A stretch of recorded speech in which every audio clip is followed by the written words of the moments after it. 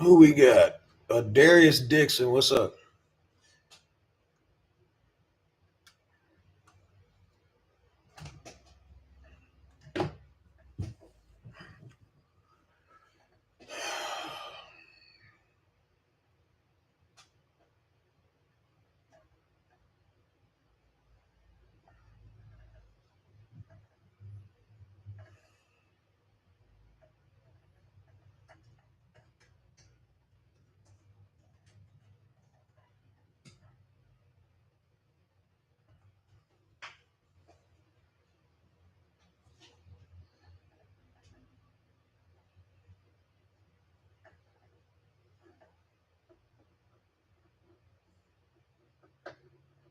Let's give it a couple more minutes.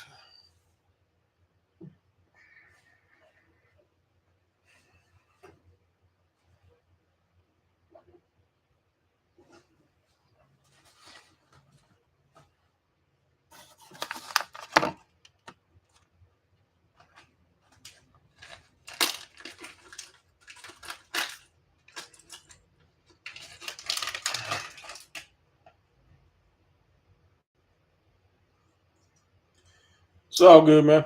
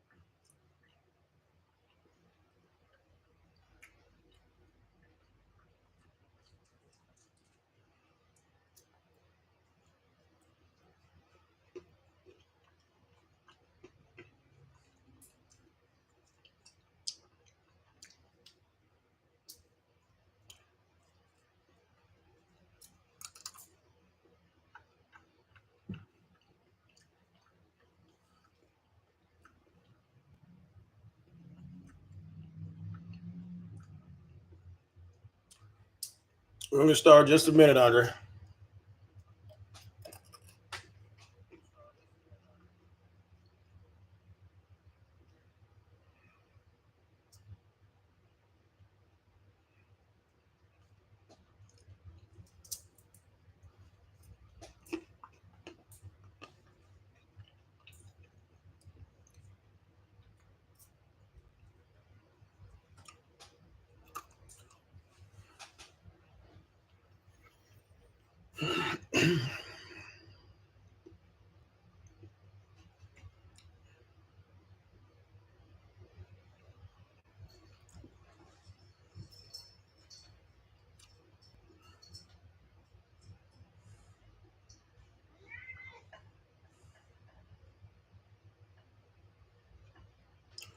No, Ma, we still got a few more chapters.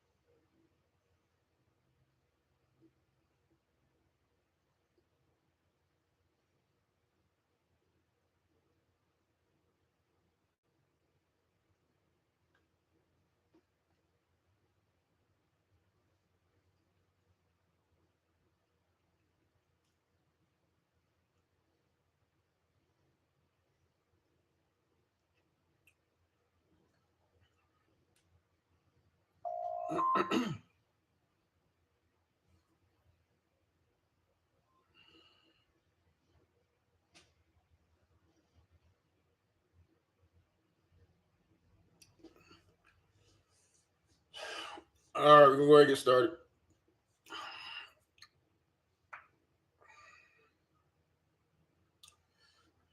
What's up, everybody? It's Lord Gaelic Hill to do the Lord's work in the name of all that is unholy in regards to this musty bitch here, Miss Soncerae Smith. We got a few more chapters to go through this dreadful ass pamphlet.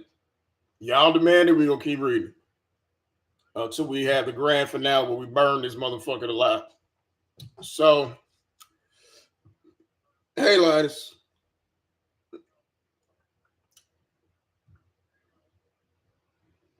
Okay.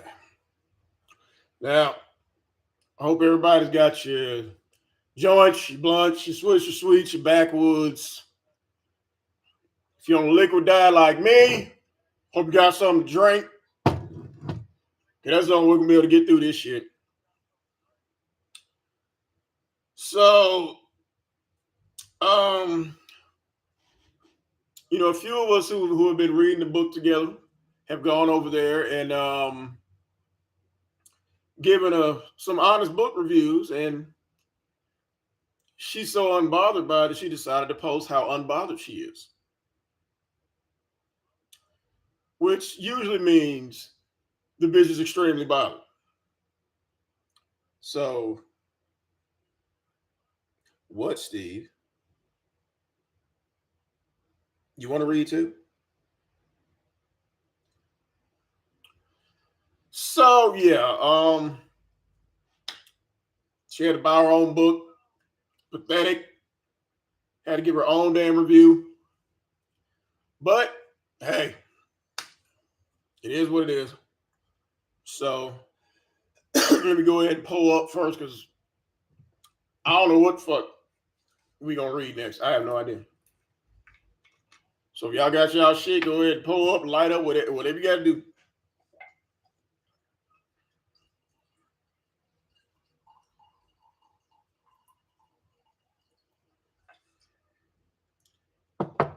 Yeah, that's about right.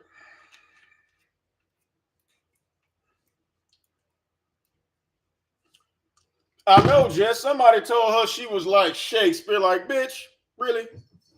Really?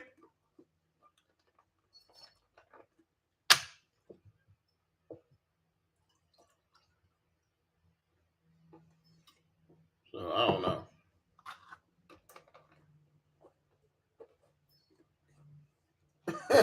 Yeah, Andre, y'all find out what I find out at the same time. Well, Linus, where are those white women giving her reviews at? I know she got some white troll accounts somewhere. Got to. So, I mean, yeah, I don't know. What do white fans say? That's what I want to know. But I don't know. You're probably right. But we all find this shit at the same time. So we made it to chapter 7.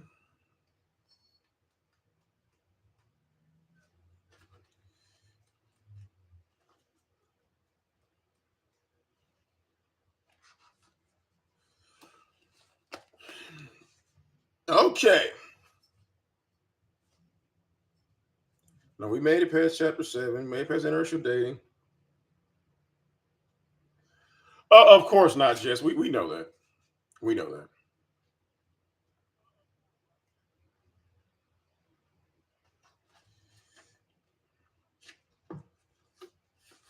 We made it to like the first part of chapter 7. But we know ain't no white folk buying this shit. Damn, they're strong.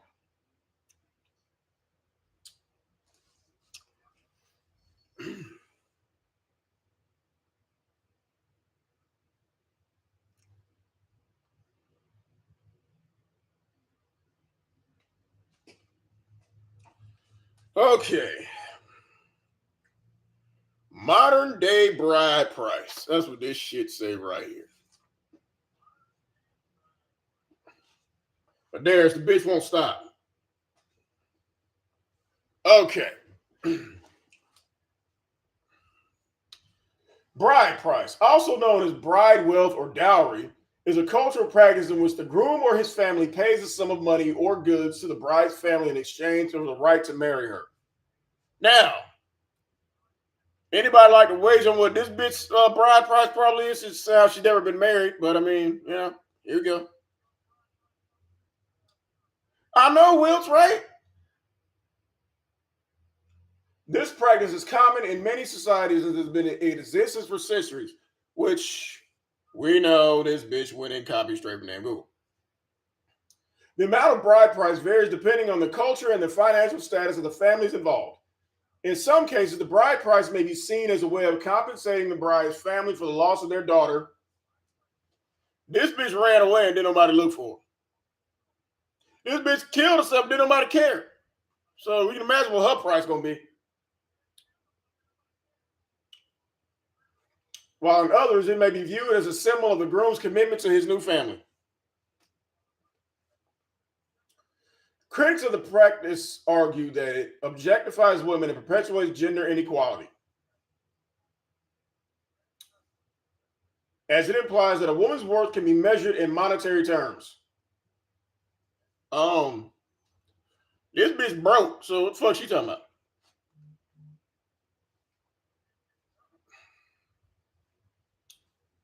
Some countries have attempted to outlaw or restrict the practice, while others have tried to reform it in order to make it more equitable. Which again, straight from fucking Google. Despite the controversy surrounding bride price, it continues to be a significant part of many cultures and is likely to remain so for the foreseeable future. Then why don't she just move to them countries? That would make more. I mean, in terms of marriage, African American culture boasts a plethora of rich traditions. Name some that she couldn't find from Google. Among them, the jumping of the broom. I would like to see that big bitch jump over a penny, let alone a fucking broom. Which dates back to the time of slavery. We back on the plantation, y'all. She took it back to the watermelon again.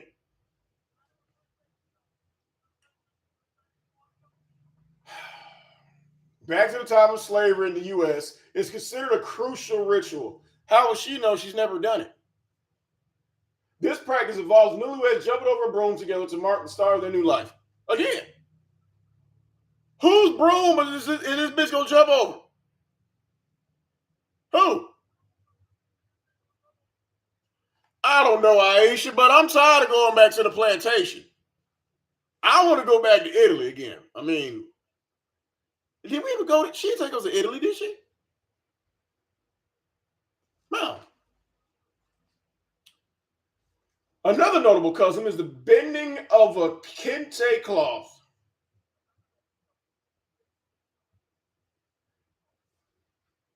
Will she repeat the same shit over and over again? So technically, everything is in the previous chapter.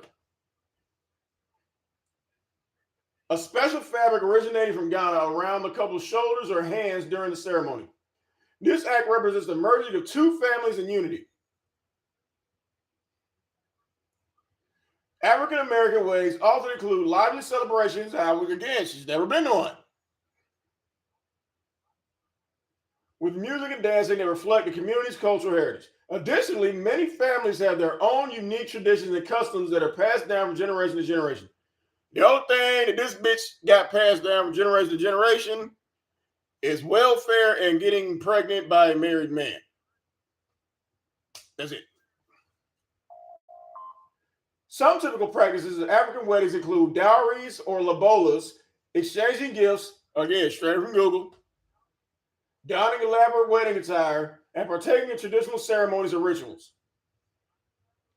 Certain African cultures also have specific customs related to the union of families and celebrating marriage, like sharing food, dance, and music. The marriage ceremony may even last for several days and involve multiple rituals and events. Where this bitch been? Who wedding she done been to? Okay. While this practice has fallen out of favor in many modern societies, it is worth considering how incorporating it into African American weddings can benefit Black women and promote unity amongst families. Seeing as this bitch is against marriage, but okay, sure. In African American communities, women often face significant economic challenges like welfare and being abandoned in a hotel. Yeah. Lioness, she said it was a fucking masterpiece. What she meant was a piece of shit. But then again, when you got to buy your own book and give your own review,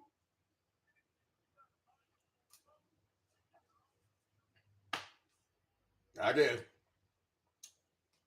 By incorporating dowries and lobolas into our weddings, African American families can, what the fuck you mean ours? Tell us about a spiritual wedding, bitch, because you an expert on that. Oh my God, man. African American families can help to alleviate some of the economic burdens by sharing resources and building a more supportive community. How you gonna share anything you ain't got no job? Share that. Secondarily, the exchange of a dowry or lobola can serve as a symbolic gesture of commitment and respect between the families involved. Again, where is the part about Black femininity come in?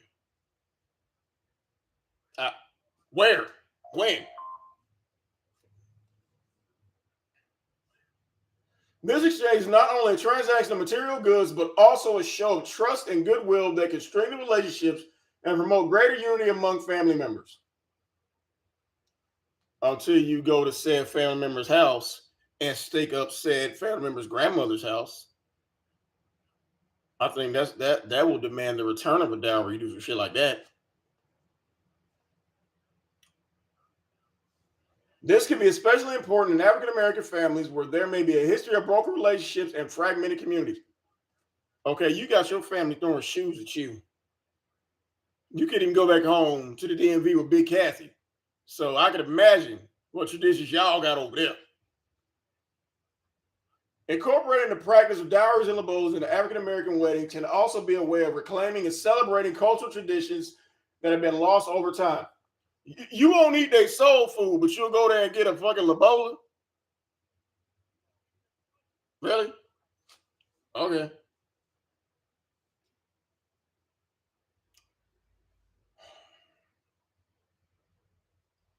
Of course, it is important to recognize that the practice of dowries or labolas can also be problematic if not handled appropriately. Coming from a woman who has never been married and never will be married, it is essential that the exchange is done with mutual respect and consent between the families involved, and that the practice does not reinforce harmful gender stereotypes or treat women as commodities. Then why give any type of gifts if you don't want to be treated as a commodity? Motherfucker will buy your ass on credit.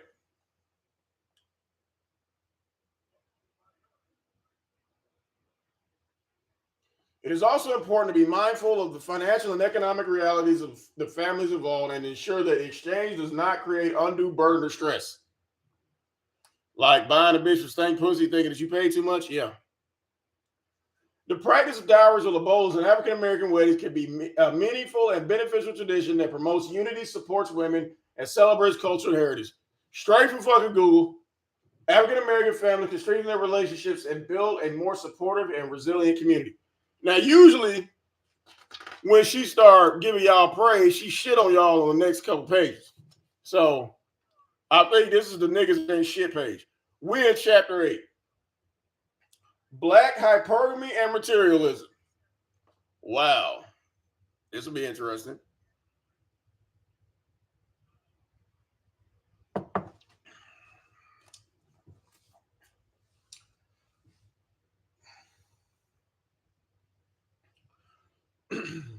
Right? See, Wilson, I know, right? Hypergamy is a term used to describe the act of seeking out a mate who is of higher social status, wealth, or power.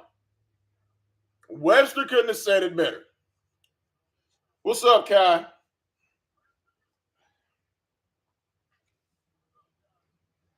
This behavior is not unique to women, but it is often associated with us. Uh, okay.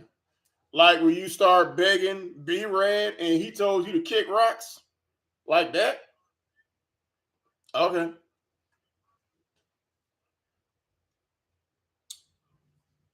It is commonly believed that many women seek out hypergamous relationships as a way to gain access to resources and material possessions. Basically, when she hey, what's up, Leonard? Basically, when she tried to move in with Luke, it's kind of the same thing. And Andre living off them. But okay, sure. While this may be true of some women, it is important to recognize that not all women engage in hypergamy because you're too broke, and that those who do are often influenced by a variety of factors. Sure. One factor that can contribute to a hypergamous behavior is societal expectations. Women are often taught from a young age. Well, you said Big Cassidy treats you shit. You said she was neglectful. That they should seek out a partner who is successful, wealthy, and able to provide for them. And bitch, the only thing that nigga asked you to do is wash your ass, and you couldn't even do that. So you can't demand that a nigga got two pennies to rub together if you won't keep your own ass clean.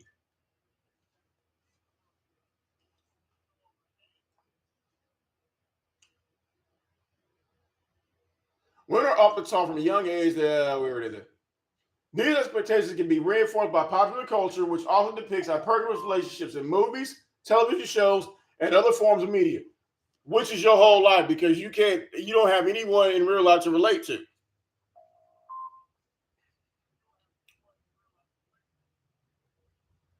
As a result, some women may feel pressure to pursue hypergamous relationships as a way to conform to these expectations. Another factor that can contribute to hypergamous behavior is economic insecurity. Like begging for $3 on a live stream, like that. Yeah, okay, all right. Women who are struggling to make ends meet may feel that a hypergamous relationship is their best option for financial stability. Now, how many boyfriends did you move in with and they live with their parents? We know of at least two.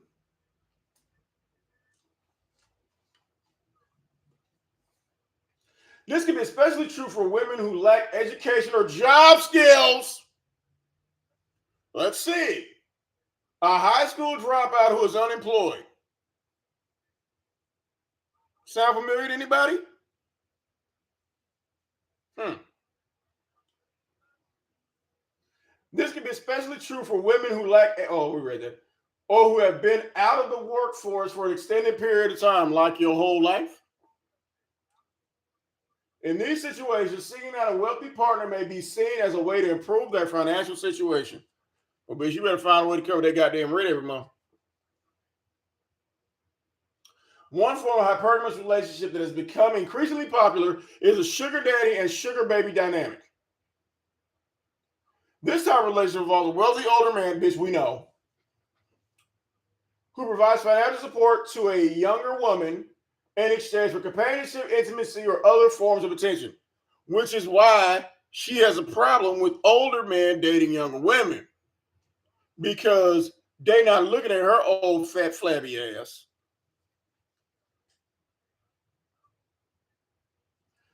While these relationships may be consensual and mutually beneficial, they are often criticized for perpetuating gender stereotypes and reinforcing materialistic values. Okay, sure. Critics of the sugar daddy, sugar baby dynamic argue that it reinforces harmful gender stereotypes. Bitch, you just said this in a previous paragraph. Portraying women as objects to be bought and sold. This bitch is so fucking dumb.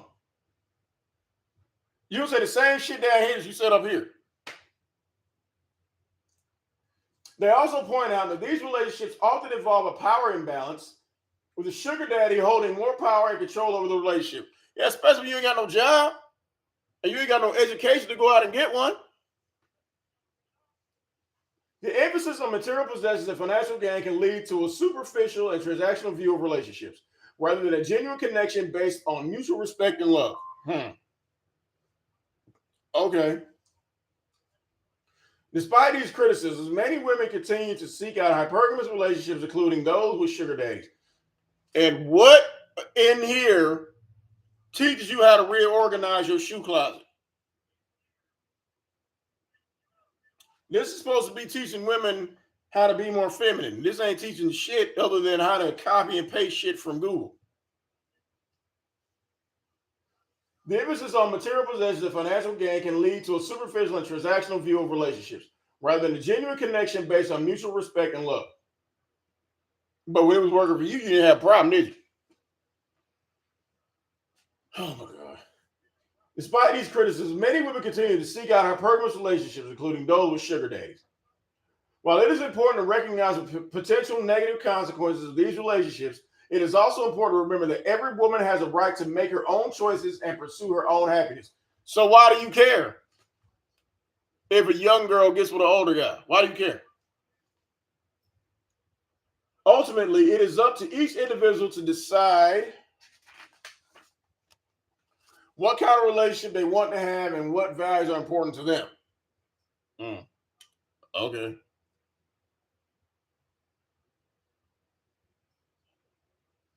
Hypergamy, or the act of seeking a partner of higher social status, wealth, power, particularly challenging for Black women within the United States. You mean challenging for you?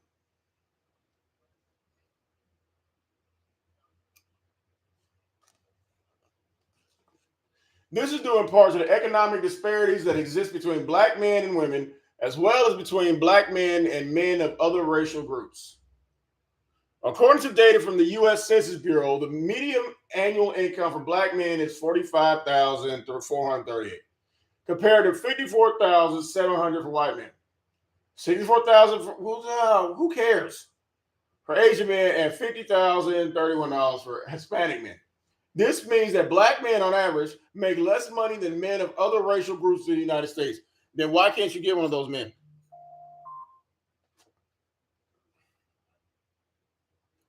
This economic disparity can make it difficult for Black women to find partners who are of higher social status and wealth, particularly if they are limiting their dating options to within their own racial groups. But bitch, you tried dating outside and you saw how well that ended. This is because Black men on average may not be, oh, he's going to shit on us again, y'all. This is because Black men on average may not be able to provide the same level of financial stability as men of other racial groups. Coming from a bitch with no job, again. You have no jobs and no means to join the workforce to make any particular money that's going to sustain a family. Most places require you have at least a high school diploma, and you don't have that. You have no job skills. So what are you talking about? But you want to shit on us? And since we're so broke, go get you a white man. Go get you an Asian man. Go get you a Mexican. You can't. And again, that also is the problem. However, it is important to note that not all Black men fall into this category, and there are certainly exceptions. There are also many factors that can contribute to a person's earning potential, such as education, job skills, geographic location. Therefore, it is important to avoid making generalizations about any particular group of people based solely on their race or gender. Well, why did you just say that bullshit you just said?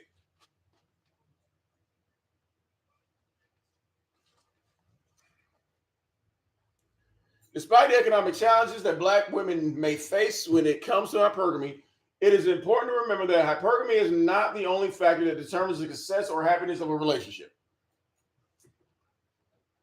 A successful and fulfilling relationship is also on a foundation of trust, respect, and shared values rather than just financial status.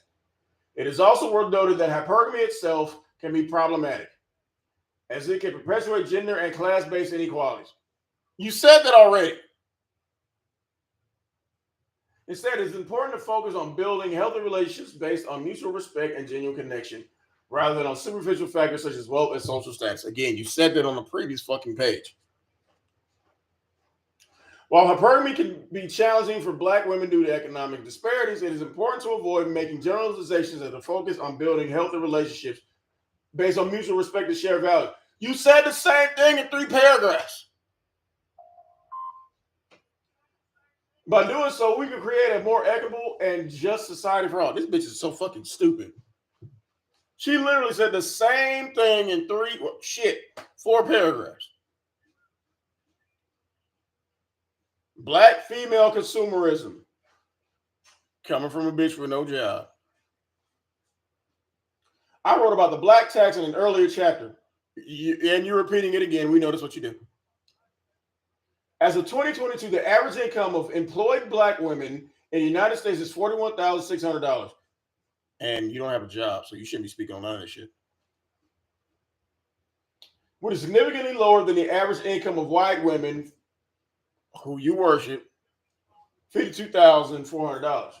And Asian women, $58,000. This wage gap persists despite efforts to close it, including the implementation of equal pay laws and policies. Again, just like you said chapters before, you can't speak on economy and pay wages when you have no job.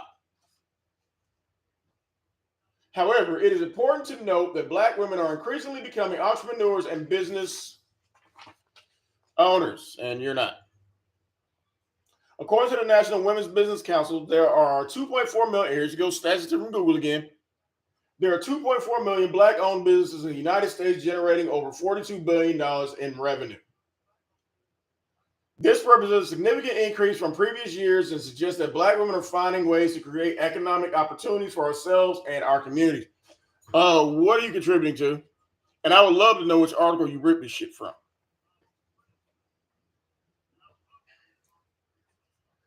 One of the complaints of the Black Manosphere. What the Black Manosphere got to do with any of this shit? One of the complaints of the Black Manosphere is that black women are more into consumerism and capitalism than we are into starting a family. Bitch, you tried wrecking some families and you saw how that shit ended. Oh my God.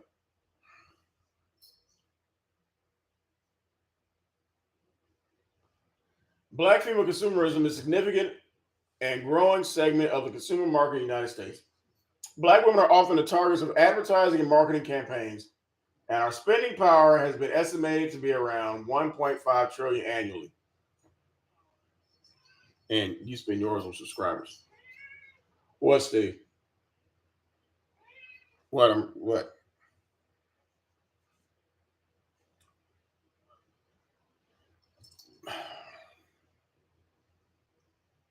You want to read now? Black women's consumer habits are often shaped by our cultural and historical experiences, as well as our social and economic circumstances. I wish this bitch would stop saying our like she makes money too.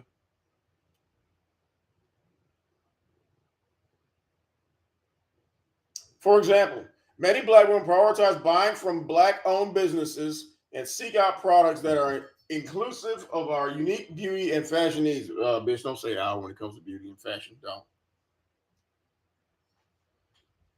We are also major influencers in the beauty industry, driving trends and product development in areas such as natural hair care, makeup, and skincare, and wigs.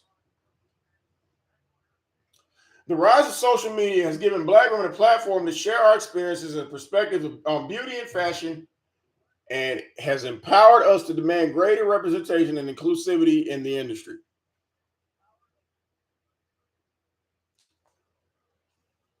Yeah, this shit was straight copy and paste.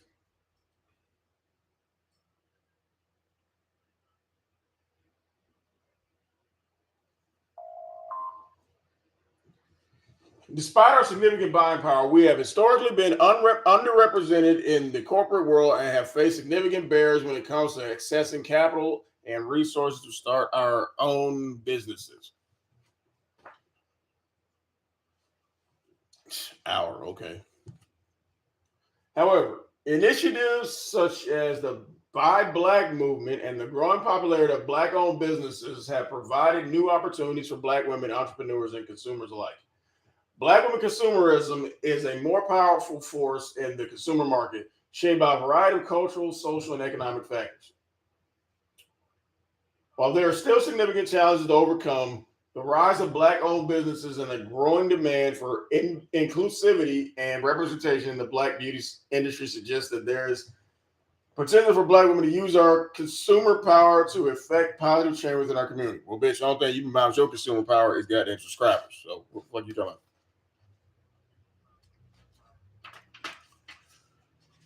Chapter 9.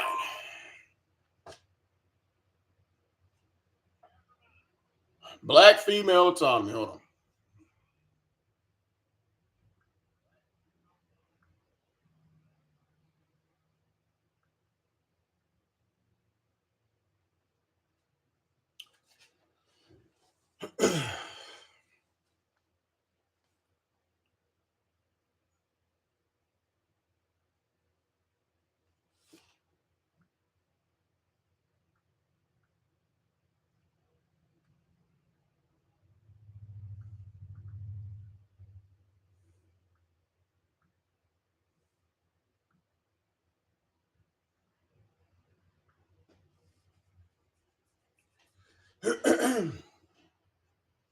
Throughout history, black women have been, oh, here we go again, going back in time.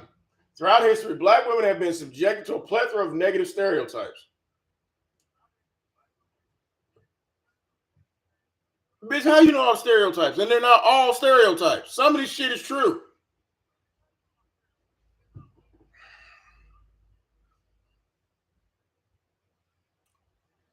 One of the most persistent of these stereotypes is that black women are too strong and independent. You said that already. This stereotype is particularly damaging because it is not only to reinforce the idea that women should be subservient to men, but also implies that black women are somehow less feminine and desirable than other women. You said this shit 3 chapters ago. We get it. Oh my God.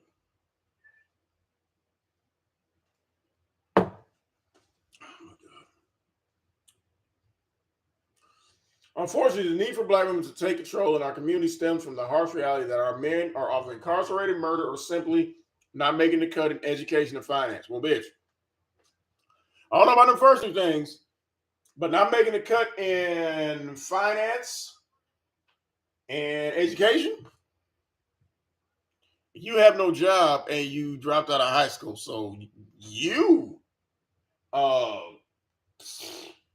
shit, aren't making the cut in education or finance. So what are you talking about? This has left us with the responsibility of taking care of our families and communities. Then why are you on welfare then? Why is your daughter helping you then? Since it's weird taking care of this shit. But despite the critical role we play in our communities, our efforts are often viewed as detrimental by our own race of men. Yeah, because since you want to throw out statistics, most of the guys in prison are raised by baby fucking mamas like you. But you don't want to talk about that.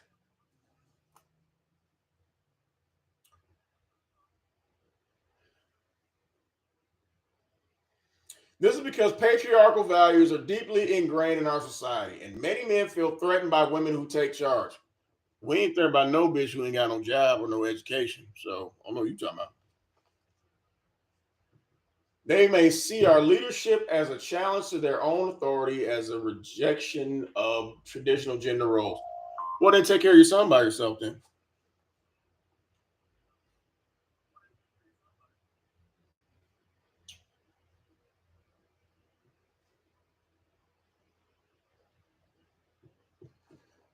They may see our leadership as a challenge to their authority or as rejection of traditional gender roles. Additionally, some may view us as angry or aggressive. You said that shit already.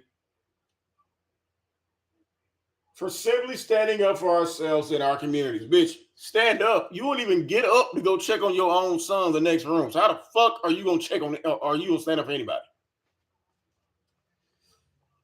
Yes, well, she said our leadership.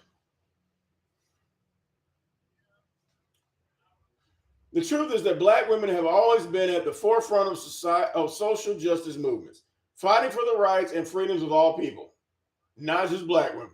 From the civil rights movement to Black Lives Matter. Black Lives Matter ain't for black folks. Black women have been instrumental in effecting change and creating a better future for ourselves and our communities. Well, as far as the Black Lives Matter thing, that was started by a black woman who's a member of the LGBTQSG community, and that shit was a scam. So I mean, shit. Hey, Lo, you know this bitch ain't got shit in here, no reference pages. Come on now, y'all expect too much from this bitch. Uh, it is important to recognize that the stereotype of black women, bitch, stop throwing out stereotypes. Every time you say stereotype, you may as well replace that with truth. It is important to recognize that the truth of black women being too strong and independent is rooted in racism and sexism. Oh, God, here we go again, y'all. Here we go again. It's massive fault. It is a way to belittle and undermine our contributions to society. What does an unemployed high school dropout contribute to society? This bullshit?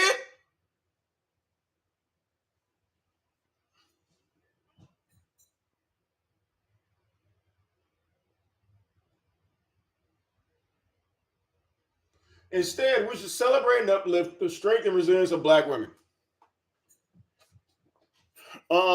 if you're on welfare and getting child support, that's not something to celebrate. That means you need help. We need to challenge the notion that women's leadership is somehow detrimental to our communities. Research has shown that communities with more women in leadership positions are more successful and prosperous. Well, you was in a house full of women and y'all still end up in a hotel for 5 years.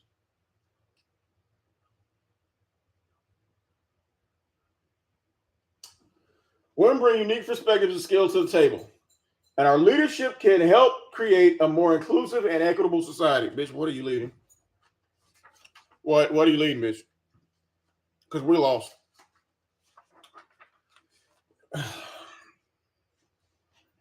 The stereotype of black women being too strong and independent is a harmful and inaccurate portrayal of our community. Bitch, you said this 400 times. The stereotype that black women see as being strong and aggressive. You said that how many times now?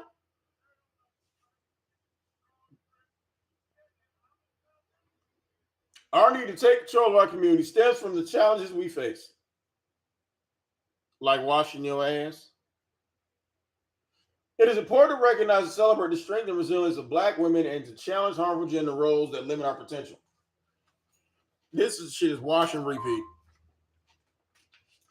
We need to continue to advocate for our communities and support women's leadership in all areas of society. Well, bitch, you live around the white folks and the Indians and the Chinese people. You don't live around no niggas. So why do you care?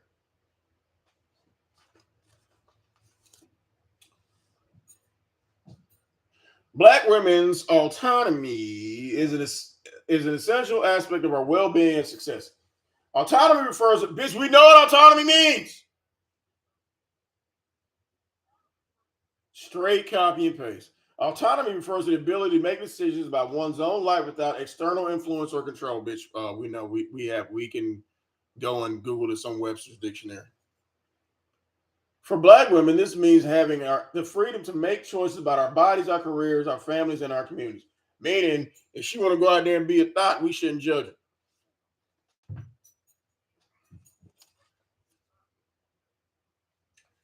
One of the most important aspects of our autonomy is the ability to make decisions about our reproductive health. Oh God, this is gonna be interesting. Yeah, well, she said we can't read the shit she wrote on the page before.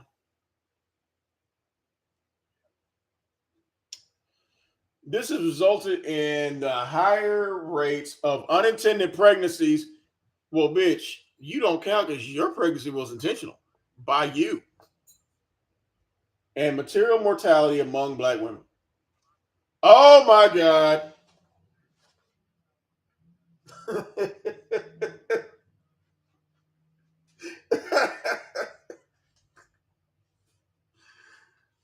Black abortion. Really, bitch? You should definitely be an authority on black abortion. Because you don't kill more niggas than the slave master. With them abortions, I mean.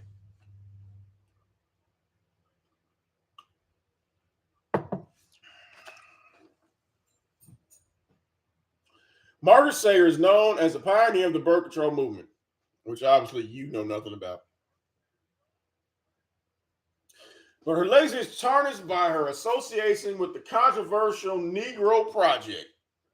We know. And I'm glad you just not found this shit out. In collaboration with Clarence Gamble, heir to the Procter & Gamble Corporation, Sanger established this project with the aim of promoting sterilization and birth control in black communities in the United States. While Sanger and Gamble claimed that their intentions were altruistic, many have criticized the project as racist and eugenicist in nature. Too bad Big Cash didn't stop by the abortion clinic.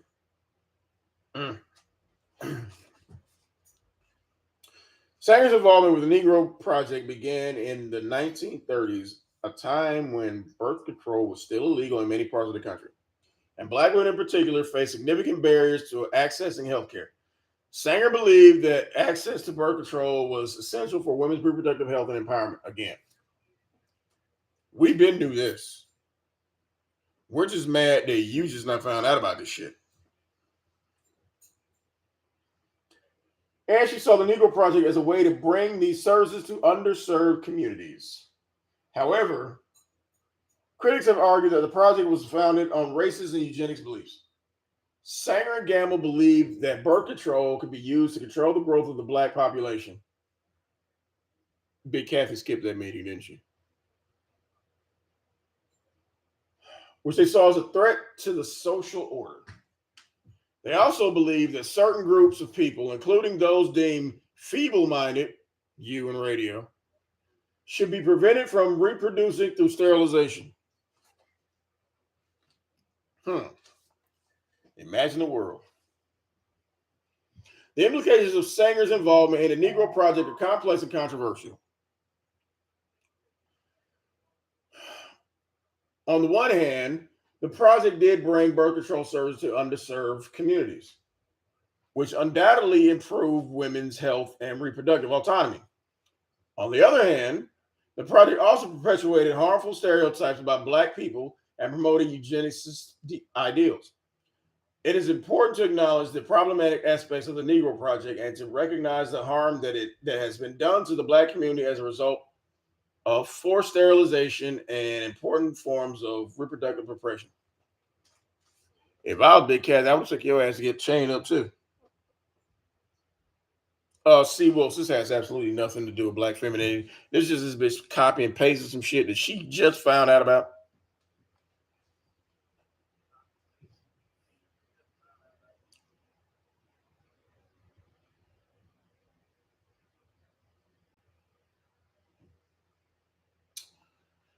Okay, where we leave up? The implications of Sanger's involvement in the Negro Project are complex and controversial. We read that already. All right.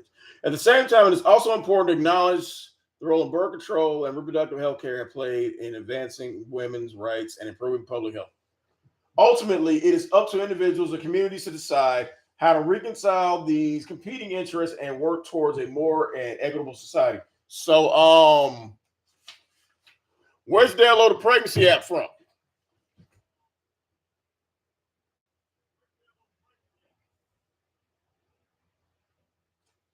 Like, where the pregnancy app come from?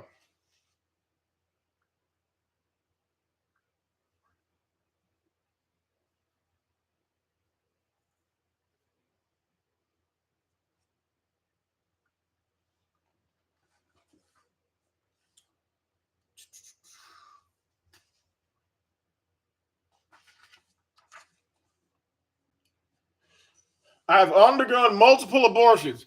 Bitch, we know. We know, bitch.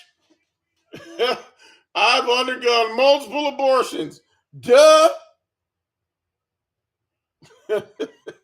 What's up, Donnell? We know you had multiple abortions, bitch. We know. And radio should thank you for letting him live. I mean, shit. The first of which took place when I was 15 years old. That's right. This bitch was hot in the draws even then.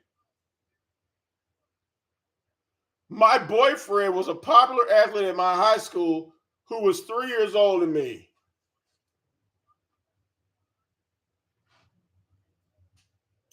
Her boyfriend.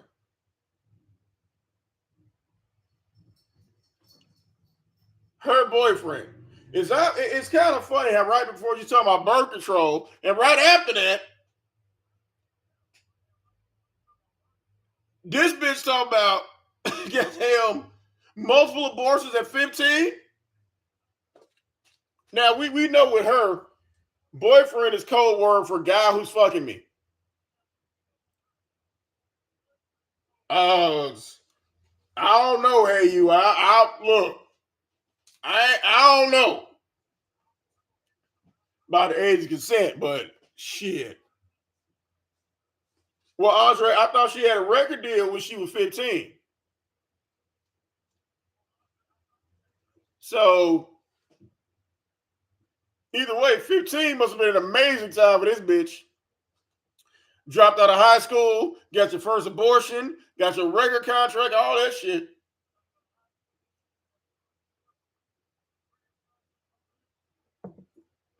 Yeah, I saw that bullshit, Lola.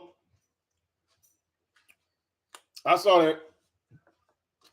She know that was us.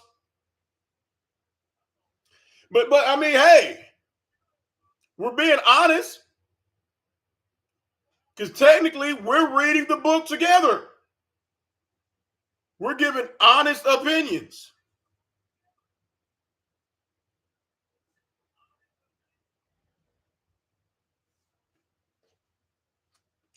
Hey, Laugh Out Loud, good to see you. Donnell, there's a few Donnells in Atlanta, so that's a common name down here. Laugh Out Loud, did you hear this dumb shit this bitch just said? She's undergone multiple abortions, and her first one was 15 with her boyfriend. That was not her boyfriend. That was somebody who was just fucking her. Yeah. Right before, she talking about birth control. Now, because she didn't use birth control, Margaret Sanger should have knocked on this bitch door personally. Oh, God, here we go. Although I wanted to keep my baby, my mother implored me to go through with the procedure.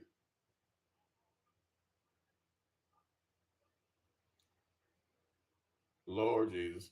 I sometimes wonder if her insistence stemmed from her own regret of not having terminated her pregnancy at the age of 19. I wonder who was cooking in her stomach when she was 19.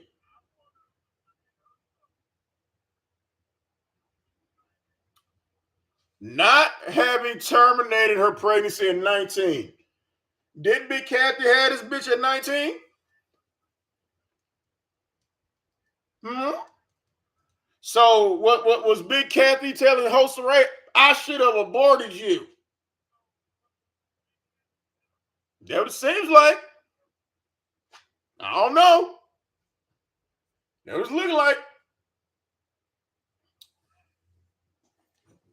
I don't know, man. Shit.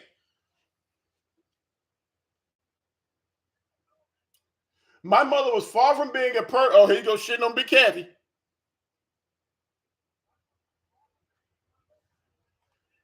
My mother was far from being a perfect parent, and I've expressed my feelings about her in my other written works. You mean that bullshit you be putting on your blog? Hey, guys, what's up?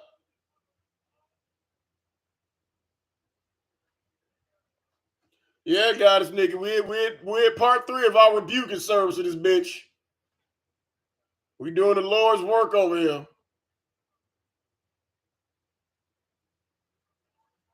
We here to rebuke and verbally crucify this musty bitch right here. This bitch is, she keep throwing Big Kathy on the bus. Basically, she's saying Big Kathy regrets not aborting her at 19.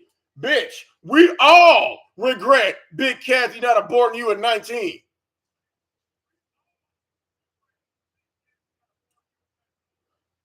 While she may have been a good mother to my younger sister, she fell short of her role as my mother. Well, bitch, she raised radio for 4 years. If not for her, you and that little spider monkey wouldn't have no roof now. That studio you're living in is in her fucking name. Ungrateful much?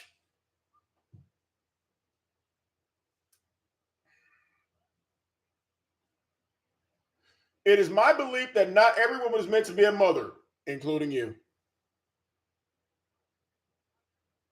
Which is why it is important for women to have the option to choose whether or not to undergo an abortion. They do, bitch. Despite having gone through multiple abortions, again, you already said, go back to the top, I have undergone multiple abortions. Come down to the next paragraph. Despite having gone through multiple abortions, I have always yearned to be a mother. Yearned to be a mother, but you left Damo with Andre when she was a baby so you can go try on dicks? Really?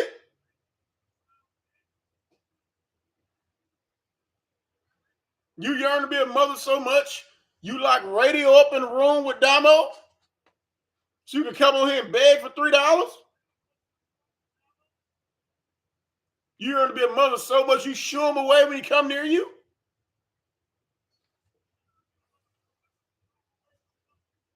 Okay. What's up, Steve? Yeah, I know, right? Even Steve just said this bitch ain't shit.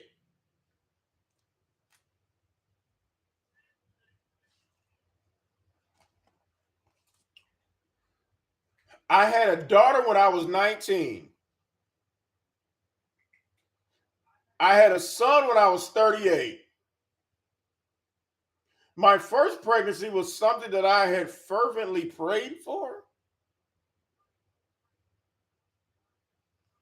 You prayed for her, wanted to be pregnant so bad. The first chance for you to get away, you threw her off to her daddy.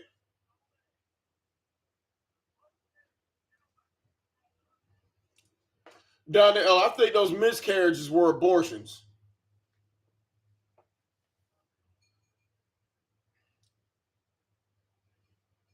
At the tender age of 15, I already knew that I wanted to have a child. I still remember how I wept bitterly after the abortion and resorted to singing my favorite gospel song that I had learned in the church in order to console myself.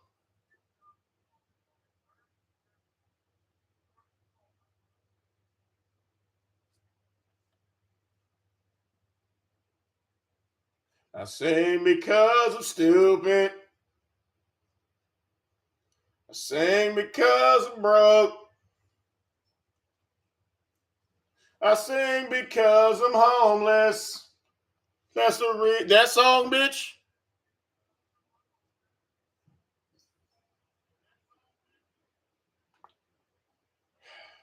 I sing with Stan Coochie.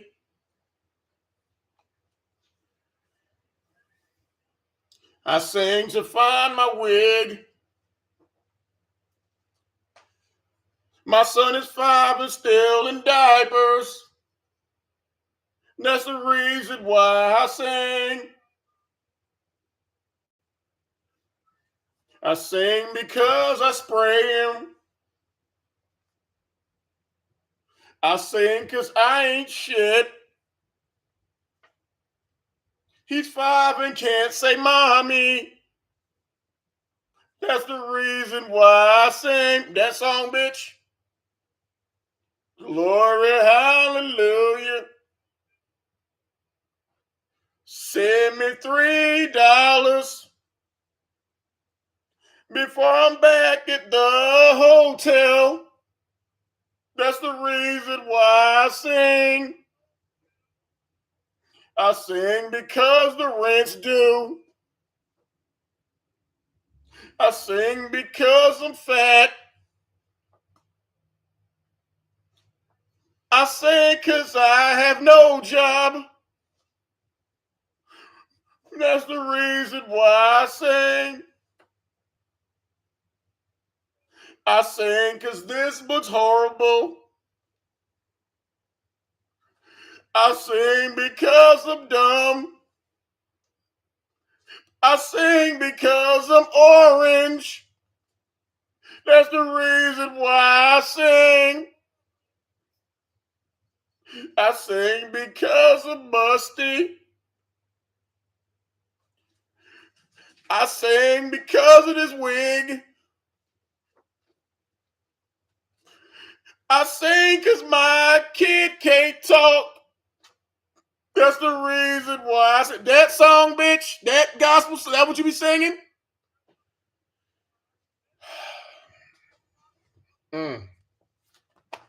That's the gospel song that she sang when she had her first abortion. I sing because Kathy left me. I sing because Damo's next. I'll be stuck under a bridge. That's the reason why I sing. My spider monkey can't talk. My spider monkey's loud. He always screaming sandwich. That's the reason why I sing. Okay. Let me get back to this bullshit. Lord Jesus. Okay. Which is why it's important for women to have, okay, we read it. Despite having gone through multiple abortions, okay, we read it.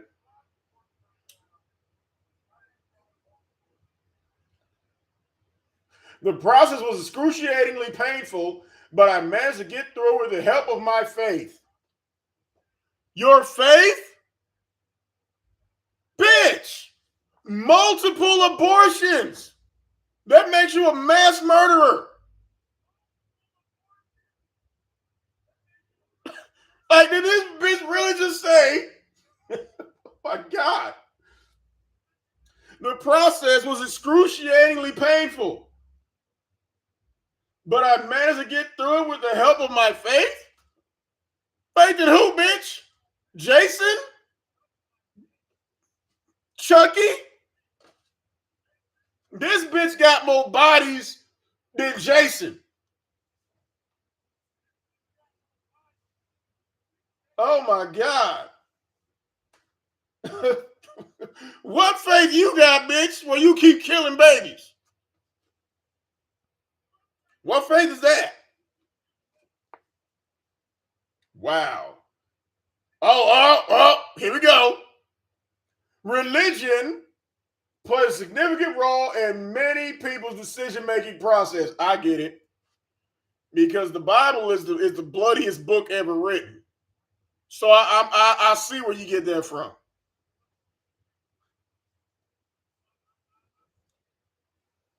Mm-mm-mm. Wow. Including the decision to have an abortion. Again, what does this have to do with black female femininity?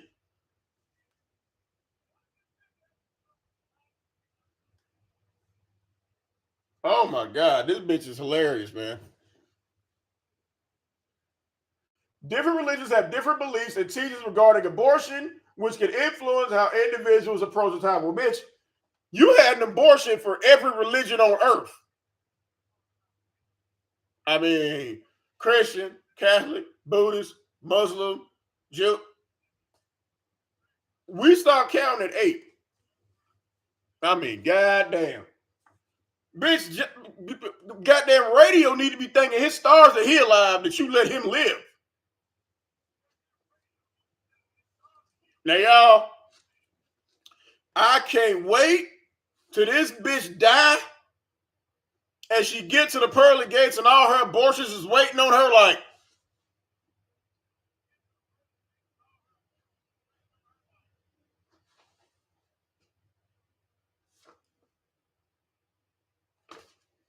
now that's going to be fucked up. I want to be there for that shit. I want to be there with all 12 of them, her abortions is lined up outside the goddamn gates. And she got to convince all 12 of them why they should let her musty ass up in there. It don't matter how you know they ain't had no soul. I'm just saying. Multiple. She gonna have multiple motherfuckers waiting for her at the pearly gates to go, why, bitch? Why?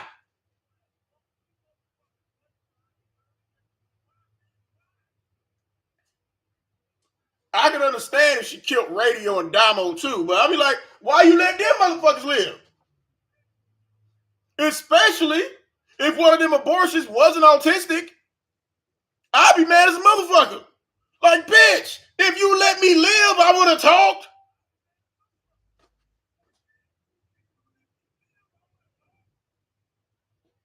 I mean, really?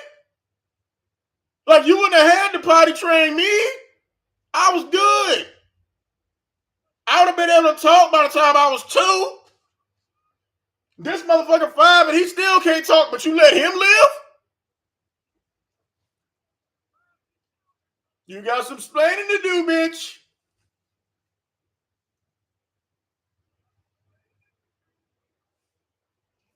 In Christianity, oh, here you go.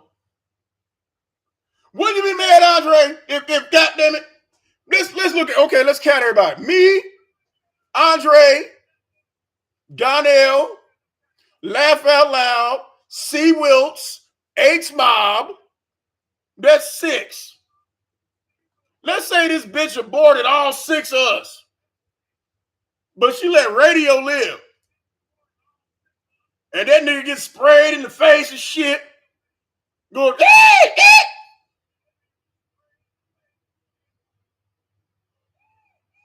and she died tomorrow. And all 6 of us wait for her to pearly gates like.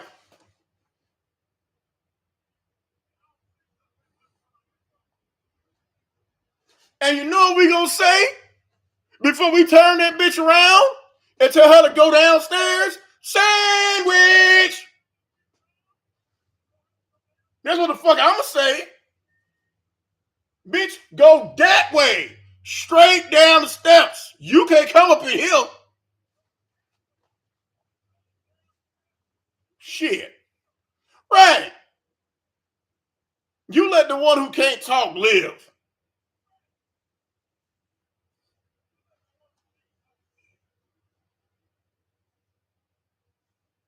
This right, see, Will. That's what we gonna yell at that bitch when she gets to the pearly gates and we don't let her ass in. Shit.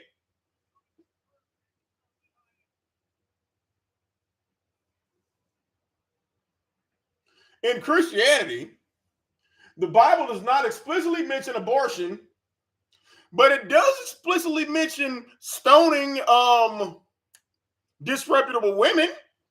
Oh, it talks about that a lot. And your ass would have been stoned. You need to be stoned now. That's why I said Lloyd smashing your head up against the window was him doing the Lord's work.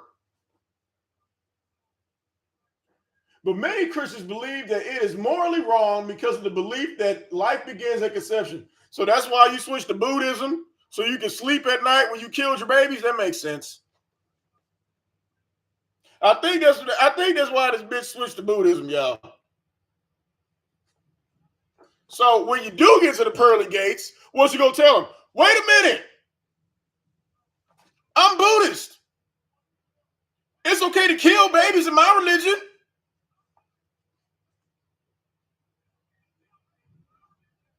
The Bible does speak about the value of life so much that you killed 8 of them.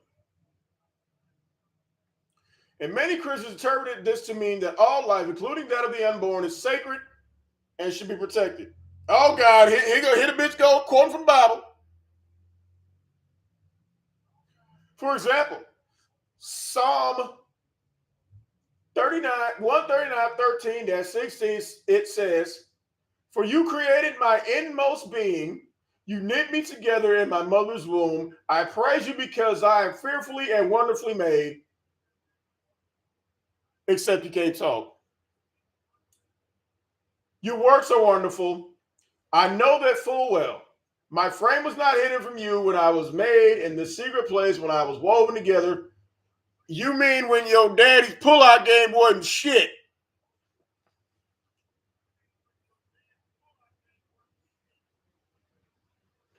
I was woven together in the depths of the earth.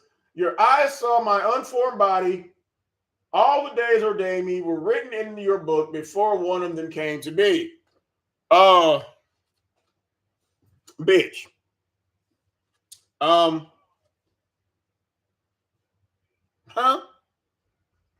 Now, I'm thinking she learned this Bible verse because I know I'm telling on myself, but I done been to the chop shop a couple times. So whenever I had to take a bitch to the chop shop, you know, she got to wear that abortion clinic hoodie. I know it's fucked up. She got to put the hoodie on because when you run her ass into the abortion clinic, you got to get there early because nobody wants to be seen coming in or out of the abortion clinic. So you got to run the bitch in there.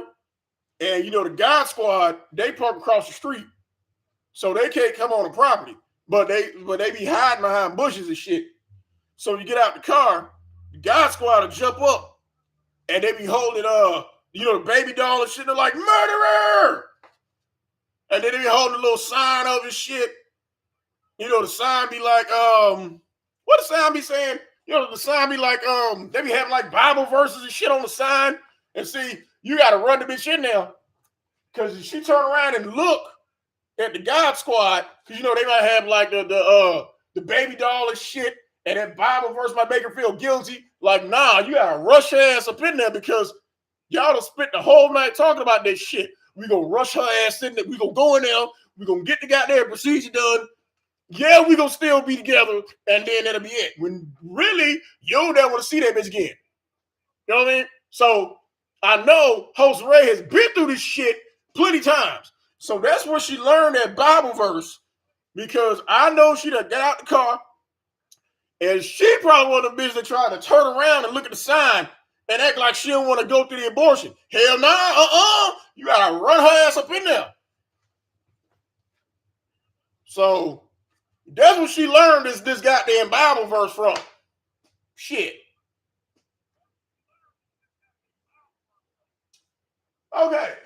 However, there are also Christians who believe that abortion can be justified in certain circumstances. Like, look here, you 15, you ain't finna be bringing no baby up in here.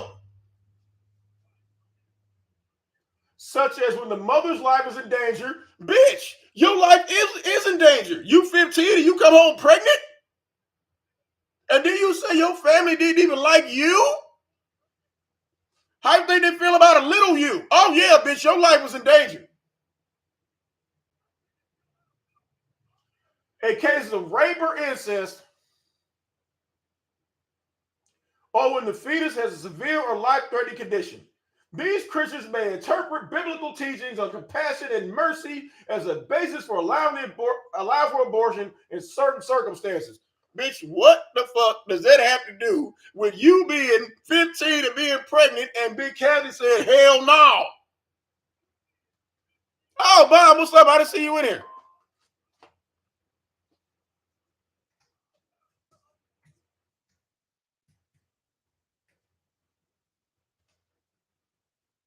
Does Bob have a wrench? Okay, you do. You got one. Okay. Yeah, Bob, this is a little rebuking service.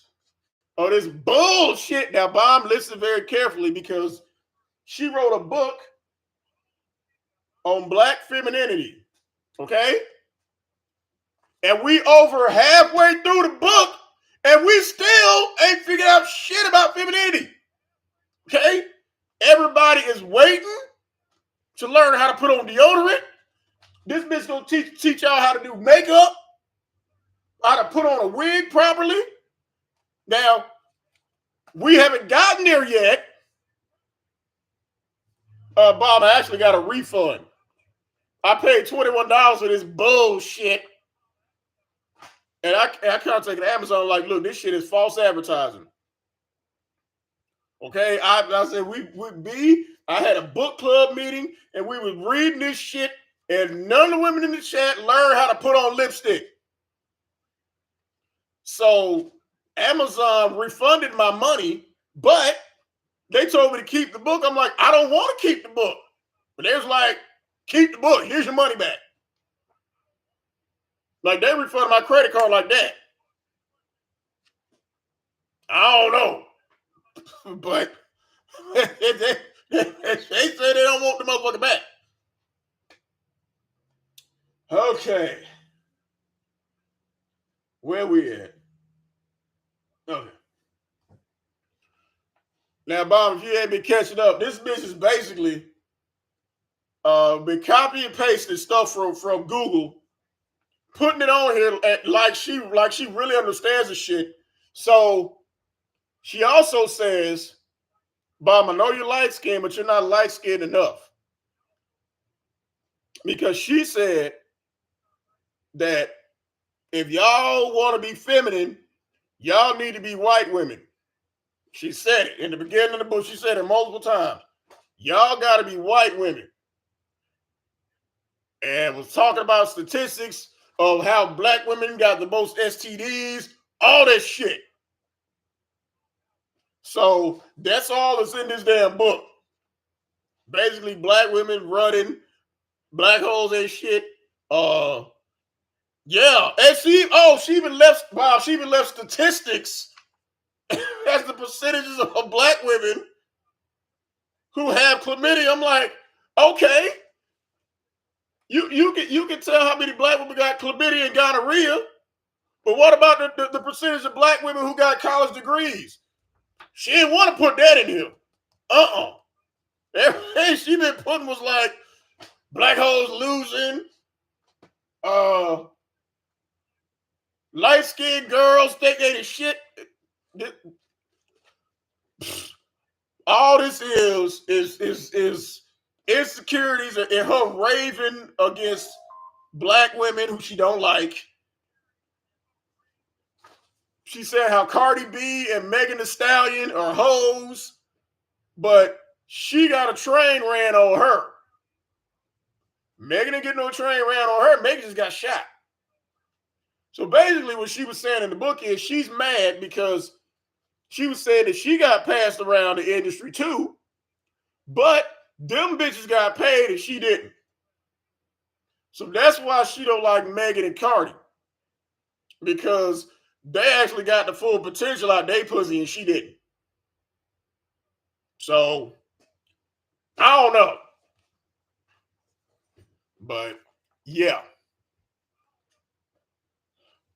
H Mob, I tried to send this. They wouldn't even send me a return label for this book.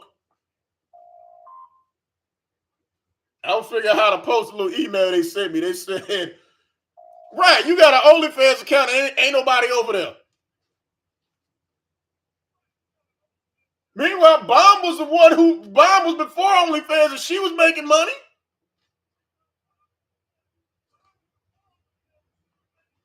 Remember, Bomb, that's why she didn't like you. Because she was trying to do the same shit and niggas was paying her to leave.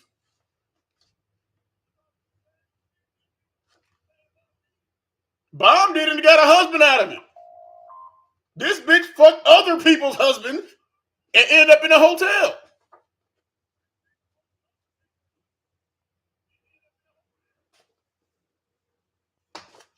So, Bob, if you got something to drink, I had to get some bourbon on this shit because ain't no way in hell I can do this shit straight. Oh, yeah, the bitch couldn't even die right. How you not die right?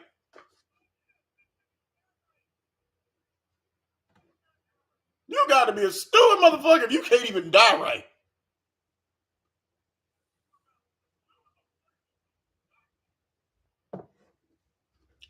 You're right, Andre. She was counseling everybody else's husbands. She got Priest and Sidonia back together.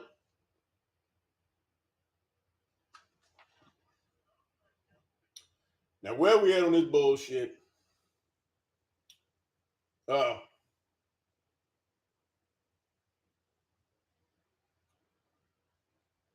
Ultimately, the decision to have an abortion is a deeply personal one. Yeah, when the nigga tell you, bitch, you better get that abortion before my wife find out. That is influenced by a range of factors, including religious beliefs. While religion can be a valuable source of guidance and support for individuals facing difficult decisions, it is important to recognize that not everyone shares the same beliefs or interpretation of religious teachings. Well, bitch, what type of religion warrants multiple abortions?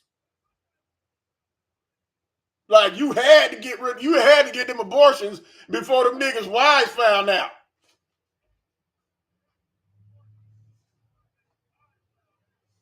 It is important to recognize not everyone shares the same religious beliefs, interpretations of religious teachings. It is important to respect individuals' autonomy. Well, why do you respect Lou's autonomy when he said, fuck you and the baby? You didn't respect that. And allow them to make their own decisions based on their own beliefs and values. Again, Lou told you he didn't want the baby.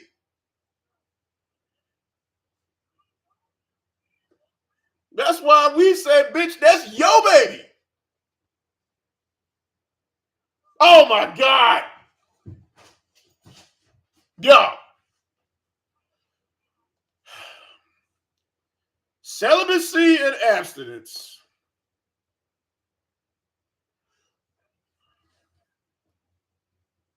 You ever notice when hoes come to a crisis or they come to a moment of clarity. Like they wait till they get to the last condom in the pack of 30, and they like, you know what? I'm gonna put the pussy back on the shelf. Really? Really? This bitch done admitted to get her first abortion at 15, passed around the high school, passed around the swingers party, passed around the industry, and now this bitch got the nerve to talk about celibacy and abstinence. Here we go.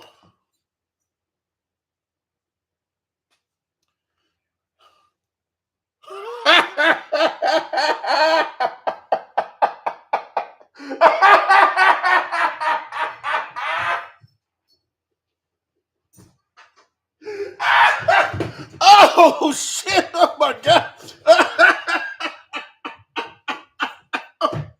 Oh what? Oh shit! Oh damn! Oh wait a minute!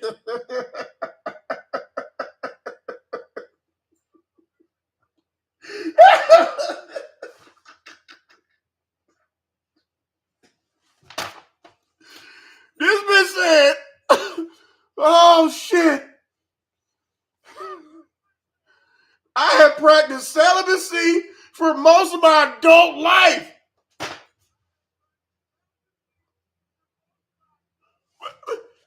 Says the bitch who just said, "I have undergone multiple abortions.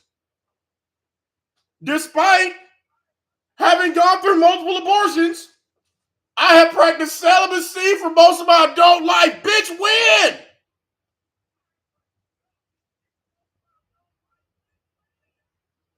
What? When? Look, all this shit up here was about the bitch getting passed around the industry and shit, passed around the high school, passed around priest truck, and now, what the fuck? I practiced celibacy for most of my adult life. Bitch, what life? Oh my god. Oh my bitch, no. Oh, okay. But not for the reason most black men think. Well, I kind of think it was involuntary celibacy. Because when you say your pussy smell like garbage, and then you say you was celibate, maybe because, look, voluntary or involuntary, I don't know a lot of niggas who gonna run up in there and your pH is off. That's why I think the bitch closed the shop up a little bit. Cause niggas was like, nah, bitch, the scab still ain't fell off my dick from last time. No, I'm good. Every time I pee, it's like bubbles keep coming out. Nah, bitch. Nah, we can't do that no more. So that might have been involuntary celibacy.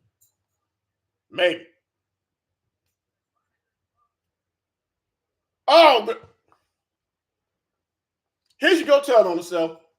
Usually, it is assumed that woman who is extremely promiscuous during her youth, like getting pregnant at 15, that means you was fucking at 14. Decided to choose celibacy as a way to punish men. Wait a minute, hold up. Okay, wait. I got to sip on this real quick. Hold on. So you just said one who's extremely promiscuous during her youth had decided to choose celibacy as a way to punish men. Bitch, who are you punishing? Who are you punishing? I mean, you said, and those of y'all, and Bob, you remember this shit too. She said, men have used the way I smell to fuck me up. Meaning your pussy been on yuck. And you keep getting pregnant. So, you think that men think you cross your legs to punish them? Bitch. If you show up to goddamn, who the fuck is this?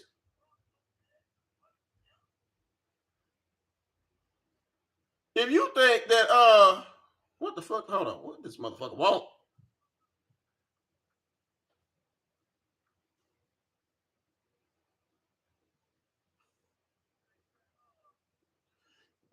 You think that we think you not fucking is a way to punish us? That's like putting a padlock on a freezer for the rotted meat. How is that punishing us because you ain't fucking? 15 hot in the draws, keep getting pregnant. Your pussy smell like garbage. But we're mad because you're like,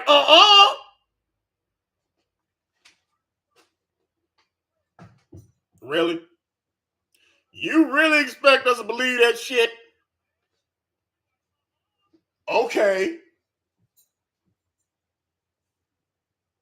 When the truth is, while celibacy is often associated with religious vows, no, celibacy is associated with bitches who've been ran through. They done got 3 kids by 5 different dudes. And that's a prelude to dyking. Once again, you went dyking. So them the 2 ways to tell what a bitch is having is going through a crisis. When she's claiming that celibacy shit, and she done had all these goddamn kids by all these different motherfuckers. And then it's like, you know what? I ain't fucking. Okay. Niggas tired of you showing up to their job, pushing the baby in their face. Or goddamn calling their wife. Have you seen Priest? I'm pregnant. Okay. Really, bitch? Really? No. That's what celibacy means today. It means, look, I done got so many miles of my pussy. I ain't even got no walls no more. That's what that shit means.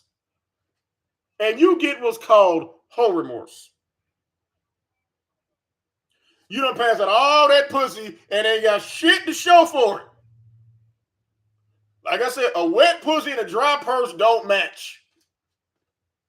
And when you open your purse and that motherfucker cough, as you just got done with balls on your head and shit, and your stomach is still in your back, yeah, you might want to put the pussy in the shot. But the truth is, bitch, we don't care. We don't care. We don't care. Because if you pass it out pussy and your kids still come to you and go, Mama, we hungry. Bitch, you are mismanaging your pussy. You may as well put that shit up. That is a prelude to dyking. Because when the celibacy shit don't work, you know what? Fuck it. I'm just going to go get me a bitch. Or I call it a step dyke. You going to get your kids a step dyke. Because guess what? We ain't finna be running up in there trying to remember them little motherfuckers' names. Playing with them and shit like, look, I'm just here to fuck your mama. I ain't really, I don't want to play with you. But that dyke will, oh yeah. That stud gonna coming out.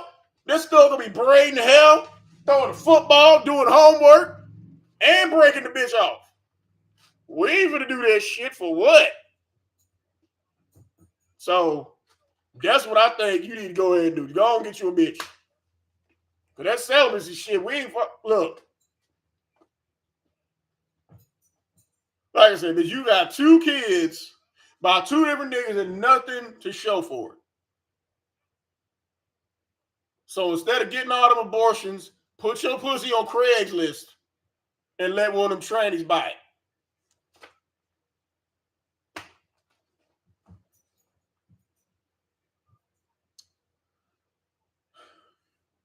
Choosing to abstain from sexual activity can be a challenging and difficult choice. Not for us if you got stank pussy. Wait a minute. The bitch who pussy smell like garbage is saying that it's out of commission? Who gonna slit their wrists over that?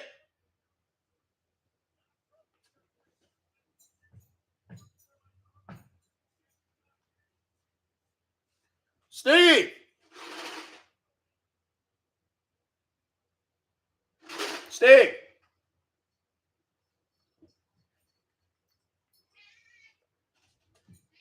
People asking where you at.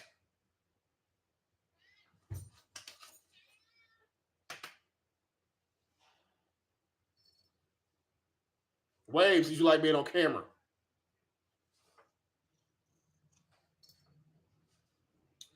Okay. Having casual sex is extremely easy. Not when your pussy stank. It is a choice, not an inability to experience sexual desire. Many people who choose celibacy have a strong sex drive. Like I said, usually it comes in a break in a whole phase. Women who are about their shit and don't tell nobody never declare, I'm celibate.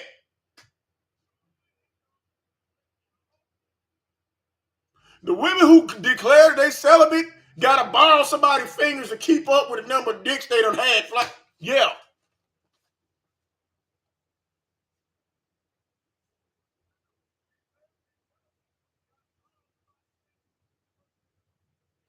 Many people who choose celibacy have a strong sex drive but choose to channel their energy into other areas of their life. Like what? What? You're on welfare with no job, begging for $3, living in an apartment that's in your mama's name. What have you channeled your sexual energy into? What? Chapter 10. Oh, y'all get a kick out of this one. Femininity in the Bible. I'm dying to know what this shit's about. Femininity in the fucking Bible. Oh, shit. Come on, bitch. Really?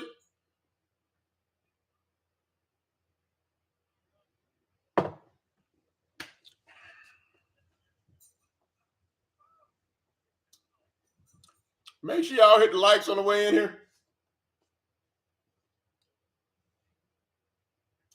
The pathetic but probable image of the white female. Wait a minute. Oh, no. I know you ain't saying, How you gonna shit on the white hoes when this book is dedicated to them? Can y'all believe that shit? What the fuck? I'm gonna read again. The pathetic but probable image of the white female as being every man's desire has blinded other women to the truth about the status of the American white woman. But she told y'all need to be white women. This bitch is... I really think this bitch has multiple personality disorder. I really do. Y'all saw that shit. Look, in the beginning of the book, y'all remember this? This is what this bitch said. A prime example of how to behave like a feminine woman is to behave like a white woman. You didn't expect me to tell a black girl to act white, did you?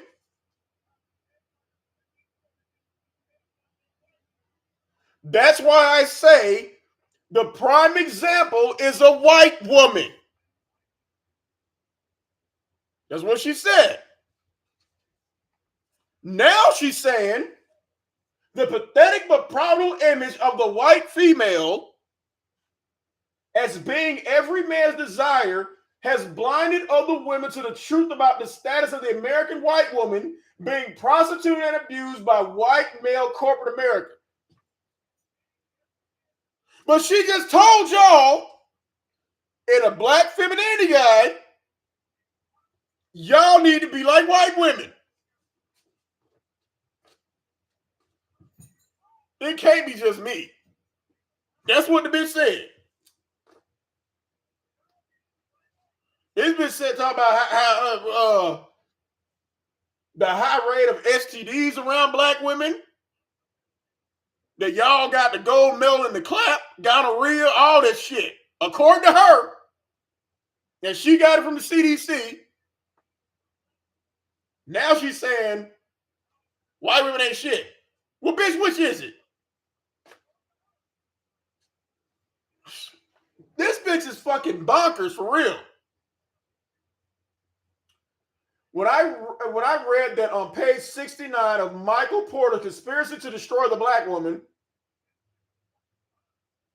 I was intrigued. He went on to talk about white illusion and mental conditioning. Well, apparently it worked, because you've spent most of this book telling every black woman who looks like this, and orange bitches who look like this, to be like white women.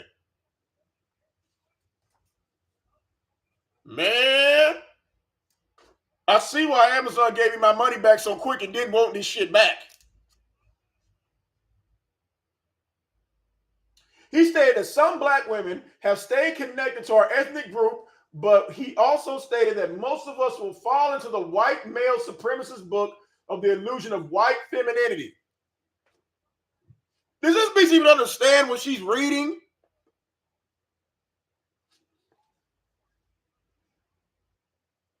This led me to try to figure out where in the world white femininity even came from. My first thought was the Bible. How's white femininity gonna come from the Bible, bitch, when everybody in the Bible was brown? This shows you how dumb this bitch is. Everything in the Bible took place in the Middle East, you goofy bitch. Okay? There was nobody blonde-haired or blue-eyed walking around the fucking desert.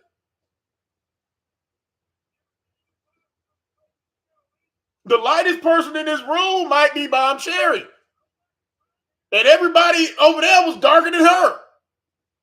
So what the fuck you mean white femininity came from the Bible? Wasn't no white holes in the Bible. Shows how stupid this bitch is. This bitch done took us all over the world in this goddamn book, but she don't know what color the holes are? You took us to Africa. You took us to Greece. You took us to Native America. You took us to America. You done took us back in time. You took us to India. And you don't know what color the bitches in the Bible were? Really?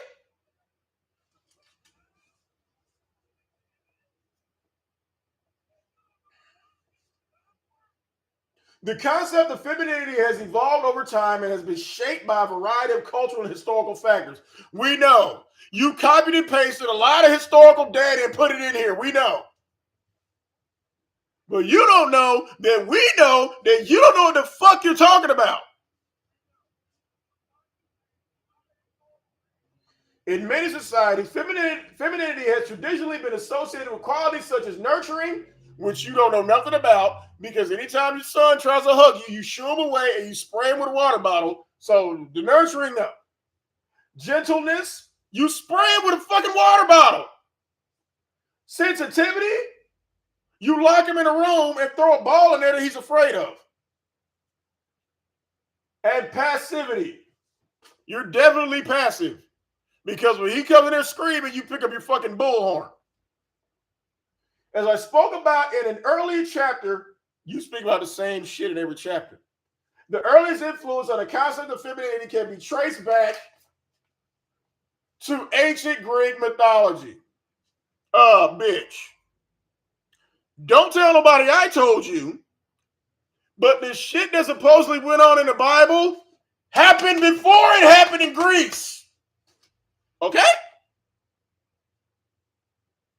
Some of the stories in the Bible go back 5,000 years. So how the fuck did the Greeks predate the shit that happened in the Bible? See, bitch, I actually know what I'm talking about because I'm a history buff. You're not. Okay? So don't sit up here and say that, oh, the earliest example of femininity is in ancient Greece. No, it's not.